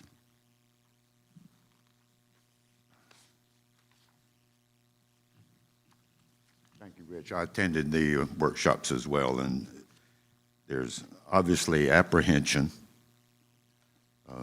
as to going ahead with a vote this evening or to address any particular issue. I have them here in front of me, and pardon me while I steal a few minutes and read from the minutes of the special call meeting on February 1st, of which was addressing discussion items, strategic planning, and forward to vision for the town of Blythewood. And I quote on page 2. I have copies if you want to see it. Blythewood is an iconic southern community with the infrastructure to provide year-round cultural and recreational opportunities while protecting historic resources, preserving our history and small town. Vision and value statement. The town of Blythewood is a safe, clean, friendly, and prosperous community that is welcoming to visitors with a vibrant small town rural atmosphere, great natural beauty, and amenities that facilitate a high quality of life for residents of all ages and interests. Blythewood strives to be a model of contemporary small town America, seamlessly touching the past through its rural and historic character while actively embracing a bright future. I'll move over to page 3, and it states, number 1, core values. Core values are defined as the fundamental beliefs of a person or organization that shape behavior and action. The Blythewood Town Board and all other sections of the Blythewood Town Government are committed to the following core values to help enable successful accomplishment to its stated mission. Number 1, outstanding community partner relations. Operate with the highest integrity and ethics at all times, consistently treating all community partners fairly, with courtesy and respect. Share the benefits and responsibilities of our rural location, bestow and pledge to actively cooperate with other jurisdictions to address issues that impact our town and region. Strive for excellence. Number 2, transparency and accountability. Openly communicate municipal information in a timely and accurate manner, measure and report results. Number 3, inclusion. Value the diverse nature of the community by actively promoting social equity, i.e. age, race, religion, interest, and fostering broad community partner engagement. demand open communication and community involvement. Number 4, leadership. Be accountable and proactive by anticipating and responding to resourcefully to challenges, thereby stimulating and championing community collaboration. Enforce fair and equitable treatment of all citizens. Number 5, the hardest charge, stewardship. Prioritize carefully and responsible management of town assets, including finances, physical resources, and the environment. Honesty, accountability, and ethics in government are our watchwords.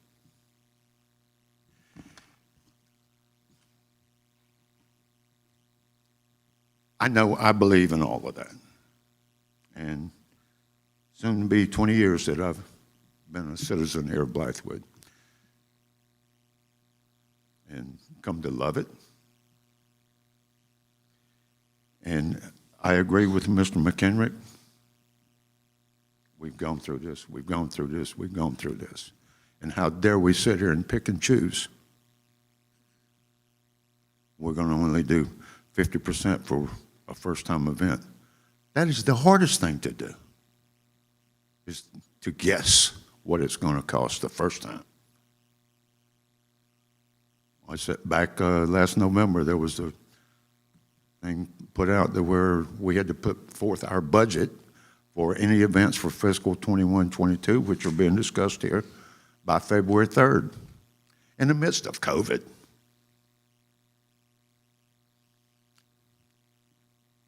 As he said, what do we do? Okay, if you do 80%, well, we'll just put the numbers up another 20% so we can get what we need. That's not fiscally smart. I'm looking through March and April of year-to-date budgets, and I'm seeing that, as was predicted this time last year, with COVID, as low as 30% of what the revenues we would expect. Some people said 50. We didn't know. No one knew what COVID was going to bring. But I'm looking at, if you go month by month and check it, the LAT, SAT, and H-tax revenues is what this town thrives on, no millage. Within just a few points of both LAT and SAT of year to date, and projected to be right at end of year, right on target. I'm looking at H-tax results now at $387,000 through April. Budget was $328,500. Projecting that out adds another $55,000 to what you're budgeting. And I do get it. We want to make capital improvements. Just to add to the point that the Recovery Act, ARP, is it going to be 1.5 million? We don't know. But it's going to help. And to ask anyone to take 50% is ridiculous. Asking everyone else to take 80% is hard. I know what I would do, but I can't say that everybody else could make it that way. And I know I had to, the events that we put forward, had to put forward without knowing where they were going to be. Again, it's guesswork, but based on a little bit of experience. And our people have decided not to just be a one-day event. We're going to Friday evening and Saturday, and upgrading the talent so that we can bring in more people, because that will bring a following. 6,000 people is our estimate, and low estimate, of those two events, what they brought in. We're allowed to expand. We'll go to 9,000 people. And that put butts in the seats and heads on the beds and people on the streets. And it brings ATAX, LAT, and SAT dollars to this town to help us grow. Thank you. Thank you, sir. Council member comments? We finished with public. This one, gotta find out. Any other comments from the public? Okay. Do we have any online comments or text or? No? Okay. Go ahead, Councilman Group. Mr. Mayor. Go ahead, sir, please. Just to clear up something, when I asked for a special meeting, not asking for us to continue, I just feel some hesitation on this board of us up here. I want to put forth a new proposal. I don't know if it'll mess you up or not, but I'm done with kicking the can down the road. It's been that way for some time. I'm just going to go out on a limb. I support infrastructure. I put that plan up, and asked you guys, and we talked about the different pieces we want to look at. But we've been kicking this can down the road for a while, and I get it. I really do get it. I don't say much. But when I say something that is meaningful, we have it. I'm going to go out on a bold limb, change this proposal from the 80% to the 100%, and we'll be done with it. Fund everything at 100%. That's going to be my proposal moving forward. Just fund all these events on this sheet here that you gave us at 100%. No 50, none of that, no 80, no 20, 100%. And move forward. Fine. Other comments? Mr. Mayor, Yes, I'd like sir. to respond. Go ahead, please, Councilman. I think every meeting we've had on this budget, you've heard me say exactly what my distinguished councilman has said, that because of the fund balances that we have, there was no reason to even think about cutting these requests down. We had the figures here. It was very minimal to tap into that. We saw what we tapped in last year, and even though we didn't spend some because of COVID, we budgeted them at 100%. Some was not dispersed because the events did not happen. But I think to be sitting on over $2 million in a fund balance, on a general fund balance, and over $1 million in H-tax and A-tax sitting there in those fund balances, the difference that we would have to tap into to fund these at 100% is minimal at best, and the benefit to this town, and we just heard it from people in the audience right now, their comments reflect exactly what we were talking about. These H-tax and A-tax funds, they bring people to this town. They put on events here. I'm agreeable with Mr. Sloan Griffin that we should fund these at 100%, and let's do this budget tonight at 100% and get it over with. This budget can be passed without a unanimous vote tonight. It just needs a majority to pass the budget. So it can be passed either way tonight, but I would prefer that we do what he just suggested and put everything at 100% and move on. And I've said that for every budget workshop that we've had so far. And so now, at least one council member's agreeing with me, and I know we don't always agree, but I do feel in my heart that that's the right thing to do. We ask these people to work hard, put these events on. We go to most of them. We enjoy them. Our families do it. But we're not doing it for us. We're doing it for this town and the people who pay into this H-tax and A-tax, and they get the benefit from it, and that's what it's all about. So you know where I stand on it. I've been this way for every budget meeting, so thank you for the opportunity to respond again. Thank you, sir. Other comments? I want to say something else. Go ahead, please. So, Griffin, Sloan Griffin. I look at this as a historical moment.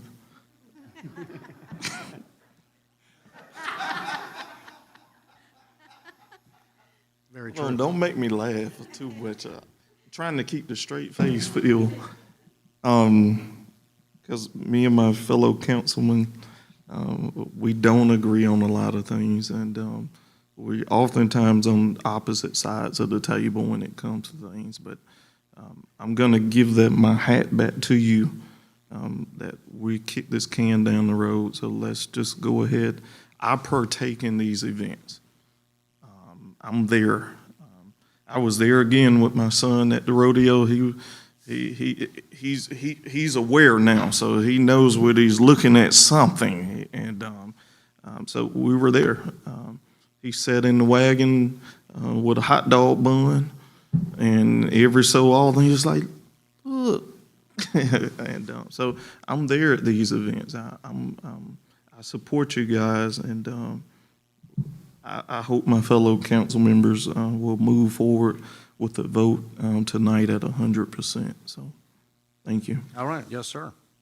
Other comments?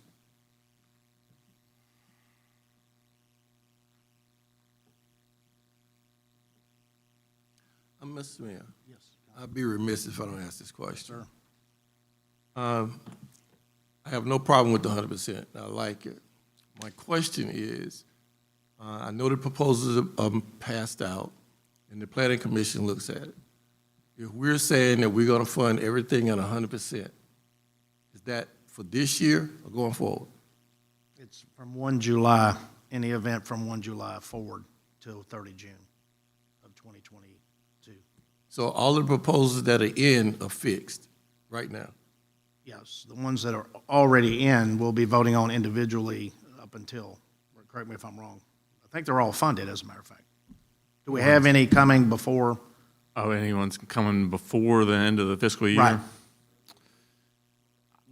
Not that I know of, but No, I'm saying the ones that already, remember, this year was the first time we did the February 5th cutoff? And then we individually did some right away because they had to have the money. The Historical Society comes to mind. oh, correct, yeah. So we did those. Are Yes. there any more that will come before us before June 30th? No. Okay. Yep. So this begins 1 July and goes till the next June 30th. I think we need to make an emphasis on that point, simply because one of the problems that we discussed earlier, which got into this, was requests. They can come in and request 100,000. If they think it's going to be 100% funded, then how do you filter it? Right, well, you would have to line by line go through and we'd have to make a decision. So it goes, the planning committee is the first one that's going to look at it, right? Well, no, the Planning Commission doesn't do these. The SAT committee does these. Oh, that's right. Yeah. And then they're going to refer it back to us. That's right. Okay. They I either just vote want to- to make sure that we all understand what we're. Caveat to your 100% would be, if we only have 200,000 to spend, and that's before we paid, I think the manor piece come out of it, out of the budget, correct, sir? Correct, yeah. So, I mean, So we'll take everything out, and whatever is left is how much is available. that's what I'm getting at yeah. right there. So for example, we had 400 that came in collectively, and 200,000 went to this side of the house, to the manor, took care of that, and 200,000 was left over. That's what we're spending in the request. Yeah, I mean, essentially, you're correct, but we're all, just taking account local accommodations Yeah. tax as part of this too. But yeah, I mean, what you're saying is just basically what is left over after all the other obligations we have with these funds is what makes up the tourism-related expenses, is how they're listed in the budget. So there would be a max because. There will be a Yeah, max yeah. in the budget. Yeah, So- 193,000. Yes, sir, I get Yeah. it. And I'm just clarifying off of that question that Councilman Griffin asked. There will be a max. So if we get 40 applicants come in, somebody's going to get left out. And then we're forward thinking, we're beating going down into 22. But if we got 40 applicants in and went through that spiel, we only got 200 to spend. So that's when we could see some difference in going down a point system. Right. That's That's exactly when why the point system would come in handy. Yes. When we know we only have 200,000 left, for example, and 40 promoters come in wanting funds. Correct. Absolutely.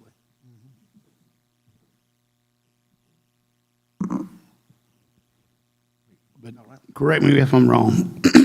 We set a deadline of February sometime for all these events between now and June 30th of 2022. So that deadline has passed. These requests are in. So these requests are locked in, and we would be going against our own set of criteria if we looked at any other event this year into this budget, because we said there's a deadline. Right. You put your request in. These are the requests right here that That's we right. have on this sheet. You're exactly right. We've got $193,141 available. The total amount requested is $190,000. That leaves $3,000 over, meaning we do not have to tap into a fund balance to fund this 100%. That's right. So that's a kind of a moot point. There's no more events that'll come before us, or we're going to break our own rules for this year. Now, next February, there'll be a deadline for the starts following over. fiscal year. So we're sitting on $193,000. We're asking for $190. We still get a surplus of $33,141.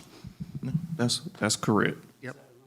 So I don't think we get another request in this year. No, we This is don't. it. No, So no, this I is don't. it. So we can fund it and still have money left over. Yeah, that's right.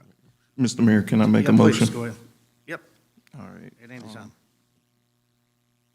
I'll make a motion to amend the budget as proposed to support 100% funding for the events on, it's not a page what number. page is that? Yeah. Whatever page number this is, whether it's 16 maybe? It's not a page number on it, but to amend the budget to support 100% of the fundings on this page here. Correct, yes. And it's, this is kind of a worksheet. Yes, sir. So the actual amount is within the budget on the LAT page and the HTAX page. So those are gonna, they match. Okay. So, So, Yeah. all right, so I make a motion to amend the budget to support the events at 100% at the funding balance, the funding rate of $190,000 to fund 100% of the events. I second that. And probably a motion is seconded to dedicate $190,000 to the accommodations tax items on the budget for the new fiscal year. Any further discussion? All in favor signify by saying aye. Aye. All opposed? Nay. Ms. Cowan, please call the roll. Aye. Aye. Aye. No. Aye. All right, thank you. And the ayes have it, motion passes. And thank you all for your input.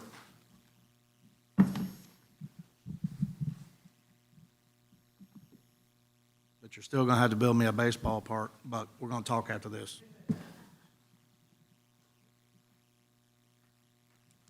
Moving to, action item B, the discussion and approval of a bid to install security gates at the entrance to Doco Meadows Park. Point of order. I'm Mr. sorry, go Mayor. ahead, please. I don't believe we have even, I know we haven't discussed community promotions, and not only that, amending this portion of the budget does not, in my opinion, signify a passage of the budget.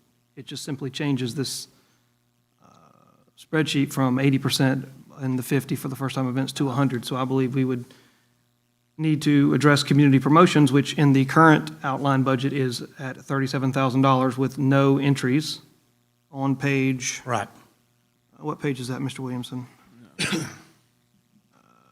Page 8 of outside agency requests. Sorry, I said community promotions. I meant outside agency Right, requests. that's right. And following that discussion, I believe there would need to be a motion to pass ordinance 2021.007. Yeah, okay. Unless Mr. Williamson, No, my comments, and then I'll let Mr. Williamson comment. Number one, we modified it to 100%. That was very clear. Number two, he made a motion to approve the budget with this change. So that's what we just voted on, the entire budget. However, to your point about consolidating community promotions into one item. no, that's not what I was Okay, saying, what- sir. go On ahead. page 8, it says outside agency request. Okay, outside agency request. 37.5. Right. But there there are no agency requests on here. Right, but we discussed those in the last two budget sessions. And the But in his- Municipal Association of South Carolina, I asked this very question to them, so I'll just tell the public and you. I thought you heard Mr. Williamson say this in the beginning of our meeting tonight. I thought he said that we would go line by line, and then we would, No, to prevent from having to go line by line. No, what's going to happen is you pass the budget. When they come to get their checks, they come before you. Then you vote on them individually. That would prevent everybody having enough. to recuse. Okay. It would be impossible. So All right, municipal fair enough. association, okay, fair enough. all right. Any other questions? Yes, ma'am, Ms. Burnett. Yes, are we voting on the first reading of the ordinance itself? I know we talked about the budget, but the ordinance itself, the first reading. We could certainly rectify, if you would like to state it again, but form it in the phrase of ordinance 2021.007. Make Ready? sure we get it right. Okay. There you go. Try this again. Try it again. Just reference ordinance, that ordinance, and I think we'll be okay. All right, in reference to ordinance 2021.007, I would like to amend the budget to reflect funding events at 100% for a total of $190,000, as stated on the current spreadsheet. And I second that. Okay, it's been properly motioned and seconded to approve the first reading of ordinance 2021.007 as amended. Any further discussion? Okay. I will call the vote. Ms. Cowan, please conduct roll call. Aye. Aye. Aye. Nay. Aye. Okay, thank you for that clarification. The ayes have it. The first reading passes. Move to item B, discussion and approval of a bid to install security gates at the entrance to Doco Meadows Park. Thank you, Mr. Mayor. Yes, sir. So as y'all recall, we put out an RFP, did not get any responses initially, so I reached out to these three security companies and got 3 bids back for security gates to be placed at the median that we talked about on Samuel Bookhart Lane. So they'll be on both sides, and they will be automated, and they will match in appearance to what the Doco Meadows Park playground looks like. So those will be they will not be just sort of a generic gate that goes up and down, but they will actually be swing gates that open to the side. And so we got 3 proposals back that were very good, and the lowest bid was Eli Controls. He provided 5 references, which are all very much in praise. And so we recommend that council approve the bid from Eli Controls for the security gates. Comments? Mr. Mayor, if Sir. if there's no objections to this, I would like to make a motion to approve this bid as is, to support Eli Controls. Second. It's been probably motioned and seconded to approve the bid to install security gates at the entrance to Doco Meadow Park. Any further discussion? All in favor signify by saying aye. Aye. All opposed? The ayes have it. The motion carries. Thank you. Move to item C tonight in action items, the transfer of ownership of our electric vehicle stations. Mr. Williamson. Thank you, Mr. Mayor. Just following up on our presentation earlier, but so the town had purchased these electric vehicle stations, and at the Holiday Inn, Comfort Inn, and the Sharp Shop throughout town, we currently pay the electric bill. Some of them are in disrepair, so based on y'all's recommendation to move to transfer the ownership to these businesses, or if they don't want them, to dismantle them, so we're not paying an electrical bill for these, that I think, and particularly that the models that are there currently are, can't be repaired and they need to be replaced. So I think this is a way for the town, through these grants that were presented, to try to maybe assist these businesses in getting some of these grants themselves, and then they have ownership of them, but they're also paying the electric bill. So I think just what I'm looking for is just the authority to move forward on the transfer of ownership. Council members? Hearing no comments, I'll make a motion that we approve the town administrator the authority to execute an agreement with the transfer to the ownerships of these establishments. I have a question. It's been properly motioned and seconded to transfer the electric vehicle stations to transfer of ownership. Any further comments? Go ahead. Yes, sir. Comment. Will you share with them, costs, so we can be transparent with them that those stations are really in disrepair? Right. And then share with them, moving forward, what they could pay, or we could possibly use some of the American Rescue monies to support. Yeah, absolutely. I mean, certainly the intent is to support them, but so we could certainly facilitate that. Yeah, I'm just don't want us to get out of it and then you guys have it and the stations are broke, that type deal. Yes, sir. Right. And they may say no. I mean, we don't know. They may say, no, I don't want them. So. And that's fine, but I think certainly when they become in disrepair and we pay an electric bill for them, it's got to go. Yeah. No, I get that piece. I just wanted to make sure we're not just going to dump them with the product out there and walk away, say it's yours, you own it. Correct. No. All right. We'll work with I'm them. fine with it. Any further discussion? Mr. Mayor? Sir, Councilman Brown. I believe the motion needs to be amended to authorize the town administrator to execute a transfer agreement or dismantle the units in the chance that the station owners or hotels do not wish to receive ownership. Just that clarifies his authority. Will the council member amend his motion? I'll withdraw my motion and allow my councilman to my right to make that motion. You are in rare form tonight, Councilman Ballman. Okay, I'll make a motion to grant the town administrator the authority to execute an agreement to transfer ownership of EV stations that the town owns to the property owners or dismantle if the property owners do not wish to take ownership. Second. It's been probably motioned and seconded to transfer or dismantle the electric vehicle stations in town. Any further discussion? All in favor signify by saying aye. Aye. All opposed? The ayes have it. Motion carries. Item D tonight in action items is the Blythewood High School Women's Softball Tournament HTEC's final report. Mr. Hasselrock, sir. Thank you. Again, I submitted for your review their final report. And Jordan is actually here tonight. I want her to talk a little bit about it. But this was an activity that actually came in after our February 3rd deadline for fiscal year 2022.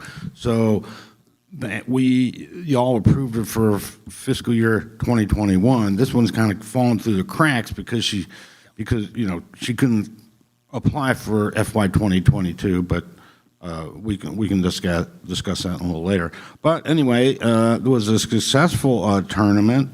Had 11 visiting teams: Marlborough County, Rock Hill, Spring Valley, Westwood High School. They had 286 in attendance, with 239 being outside of Blythewood, plus coaches and players. She submitted her financials. Our HTAX award was $29.80. The 20% amount, if approved, $596. With the 20%, the net income would be $610. Jordan is here. If he would, I'd like her to make a few comments. Ms. Atkinson, please.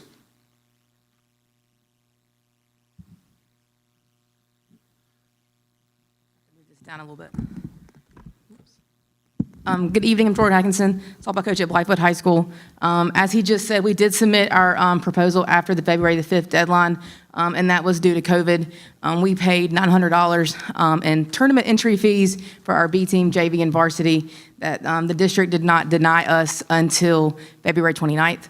That $900 we did not recoup, as we did not think it was fair for the schools that we had paid to enter their tournament as part of their budget to ask for that money back in return. So thank you to the town for allowing us to host a tournament. It was at Kelly Mill. As he said, it was a very big success. Blythewood won, so it always makes it better. Spring Valley finished third, and then Westwood High School finished, Valley finished second, Westwood finished third. When the tournament ended, I was asked numerous times, will you host this again? And my answer is, we'll see. It was obviously a lot of work to put together in about 45 days or so. But thank you for doing right by the kids. In a typical season before COVID, we play about 24 games, including the tournament and our playoff run. We only played in 19. So the girls lost a substantial amount of games that they're usually granted. And the tournament was 5 games. So in those 19 games, 5 of those are from the Soda City Classic. So thank you for your support, and we'll look at doing this again next year. I do have a gift. I was told I could hit a home run tonight. So one of the things that we did for the town to kind of give back to them is we put the town logo on all of our game balls. So these were thrown out at all of our games. So if you want one, I guess catch. Use them next year. Thank you. Thank you. Thank you. Other comments, council members? Make a motion to approve the 20%. Second. So probably motion is seconded to approve the remaining 20% for the Blythewood softball team. Any further discussion? All in favor signify by saying aye. Aye. All opposed? The ayes have it. Motion carries. Thank you. All right. Now we move to open citizen comments. Thank you all for waiting patiently if you're waiting to speak. But now is your time. Before we have to move to executive session. Mr. Mayor. Sir, Councilman Brown. Point of clarification, I clearly misunderstood about the outside agency requests. We have a fixed line item, a dollar amount of $37,500. Now, since there are no specific outside agencies that are budgeted to receive funding, is this where as many agencies can show up and request this funding? Have we essentially not closed the door on this request? Because if we're not explicitly budgeting like we are here, then anybody who fits the category that would fall under outside agency requests should be able to apply for those funding. And they can. Okay, so if you wish to do that, but I don't. To entertain any more after this stage would be futile. Then you just don't have a budget, you don't have a policy that we wrote for H-Tex. And well, you do have a budget because we have a cap. no, I'm saying you don't have a real, true running budget if you just let people come up at any time. So I don't, but I want to clarify. I mean, he asked a question here. Again, and for the record, there are several conflicts with this council and individual items in the budget. I directed the town administrator to engage for advice. He went to the Municipal Association, correct me if I'm wrong, of South Carolina, whom we pay a large fee to be consultants. They said this happens all the time in municipal budgeting, and what you do is whatever your worksheet said for a total amount, you just put that total amount in the overall budget and you approve it if you see fit. And then when the individual entities now come forward to address to get their monies, that's when you can take an official vote and the one conflicted or two or more conflicted council members can recuse themselves and not have a conflict of interest. So we're trying to prevent any of us from having a conflict of interest with any individual line item. And that's was recommended. Now, go ahead, Mr. Williamson.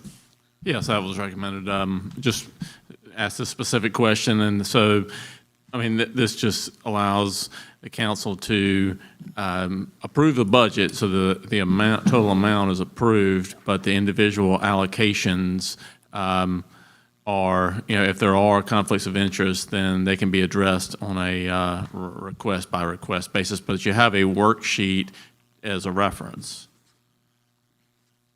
And the worksheet would be the last budget draft. Correct. Draft 2. I mean, that's If this is basically dra- if where did this the is draft 3. 37,500 come from, and you go back to that, which basically details how the 37,500 was determined. Okay, thank you for that clarification, sir. Any other open citizen comments?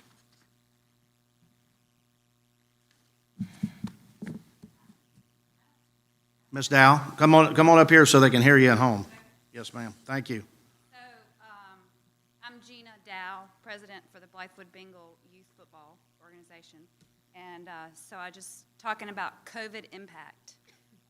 15 years and running, our organization has been in this town right behind Bethlehem-Berry Elementary School practicing. And last season, first time president in history, I had to cancel my season. Break a lot of hearts, including my own, and do a lot of refunding of money back to the town. So my organization, as it stands right now, technically has nowhere to practice, thanks to Mr. Sharp and Brock working with you all. We have a very patchwork job of a place to go. We are going to incur costs for porta-johns. We don't have ample storage for equipment, because when we left Bethlehem-Berry, of course, I had to let go of my storage sheds, need to purchase enclosed trailers. It's a mess. So I hear a lot about baseball, and I'm a lover of baseball. Both my boys play. But at some point, this town has got to recognize that we have youth football here that gets zero support, in my opinion. And I've been in this organization for just shy of 10 years. We don't get funding. I didn't even know that I had the ability to apply for any until someone that I think of have a lot of fond feelings for in this town let me know that there was money being dispersed for soccer and other things of that nature. Blythewood Bengal, no longer Pop Warner, but Blythewood Bengal Youth Football doesn't get recognized for anything. And we are now part of the Big 12 division. There are 14 other teams in the state of South Carolina that are also part of that. We have been asked to host Columbine tournaments and open up Blythewood to things. And I want to do that, but right now it's me. You know, a lot of my coaches have resigned, scared of COVID, and I actually had to send probably a quarter of my team to the Northeast Wolfpack. The intention was for them to play one season and come back, and they've all decided to stay.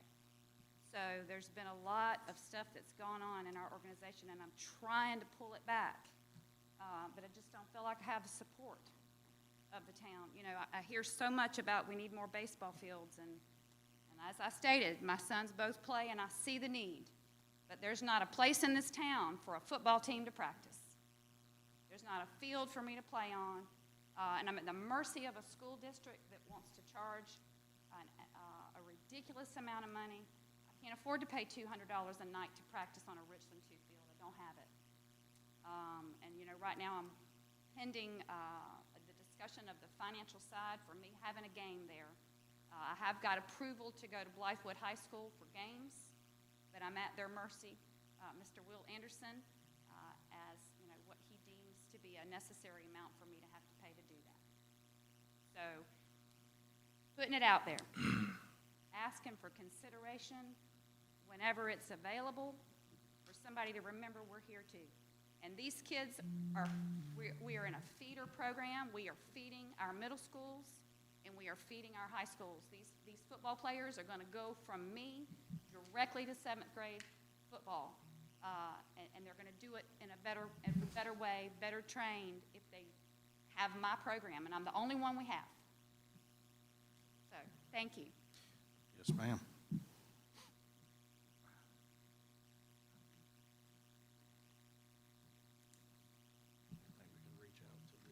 Trustees on Richland County Board and see. Yeah, I'll just Okay, yes, ma'am. Any comments, council members?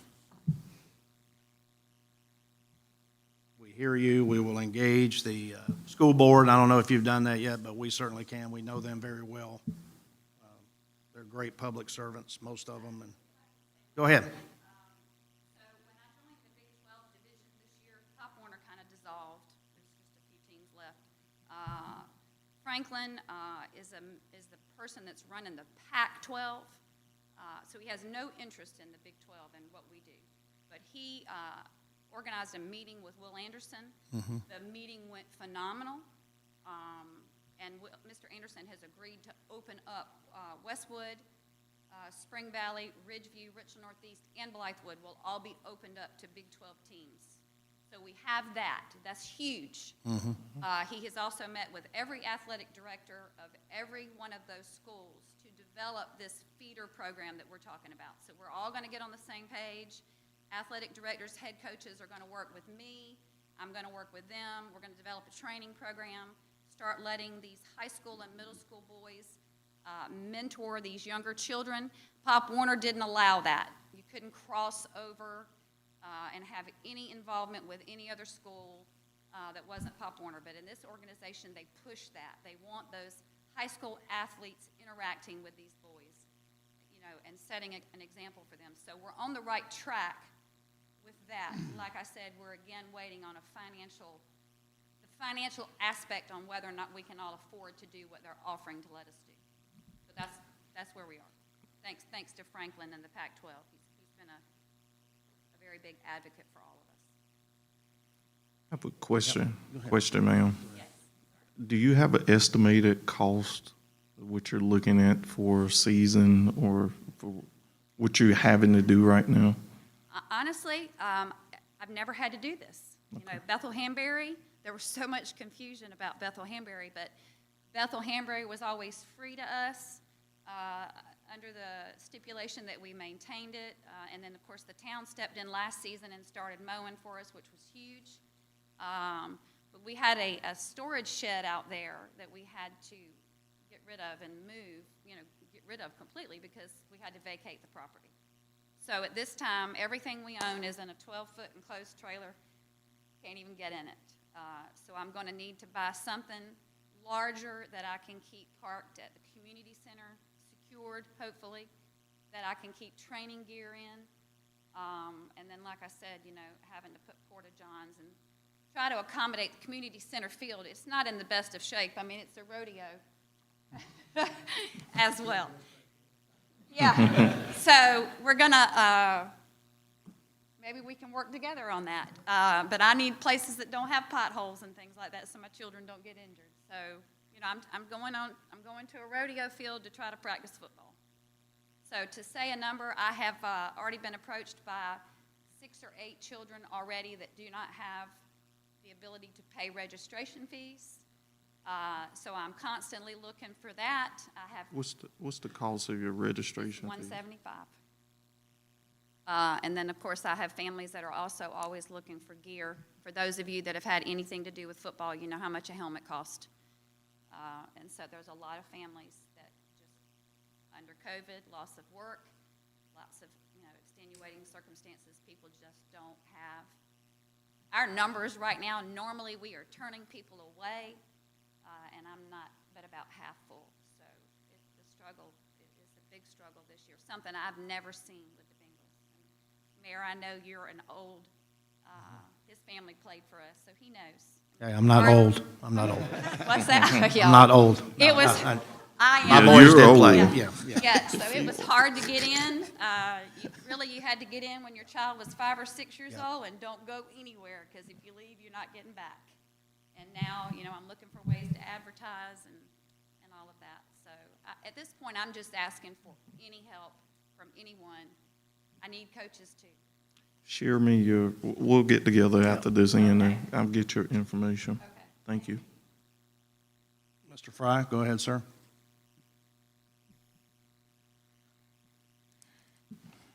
Thank you, Ms. Dow. I want to add to it having 20 years or so of coaching at all sports. Unfortunately, we didn't have lacrosse where I was, but that's an up-and-coming sport here. And I think it should be considered by this town to figure out a way to support these guys, and whether that's in the community or whatever, and I know I will look at it from our side. The costs are immense, and I do recognize that there's been a growing swell of what injury in sports and so on and so forth, and soccer is supposedly increasing in popularity. I've heard that for 35 years. I do know that lacrosse is. Those are not included in what we're looking at. We've got softball, we've got baseball, was added, soccer at the last on the community promotions in that budget, and as well as the Bethlehem-Berry project and so on, which are great. We should consider these guys as well. And it does cost a lot of money, it takes a lot, and yeah, I'm too well familiar with those that can't afford and deserve that opportunity. And that goes with any sport. And I know I will work within our organization to support it any way that we can, and I urge the council and this town to do so as well. All right, thank you, sir. I'll just point out to council members, as we continue the budget negotiation next month, there was $3,141 left over. Just to keep that in mind, there would be a special exception required, because we did say there was a cutoff, but that certainly can be entertained. Any other comments? Public citizen input. Before we move to executive session, then we're going to come back, discuss possible actions by council and follow up to the executive session, and then we will move to adjournment. So in this case, there will be a meeting after the executive session if you wish to stay. Any other comments, council members? Can we get a motion to go into executive session? So move. Second. It's been probably motion seconded to move into executive session to discuss receipt of legal advice relating to claims and potential claims by and against the town and other matters covered by attorney-client privilege. Any further discussion? All in favor signify by saying aye. Aye. Aye. All opposed? The ayes have it. We'll take a 5-minute recess.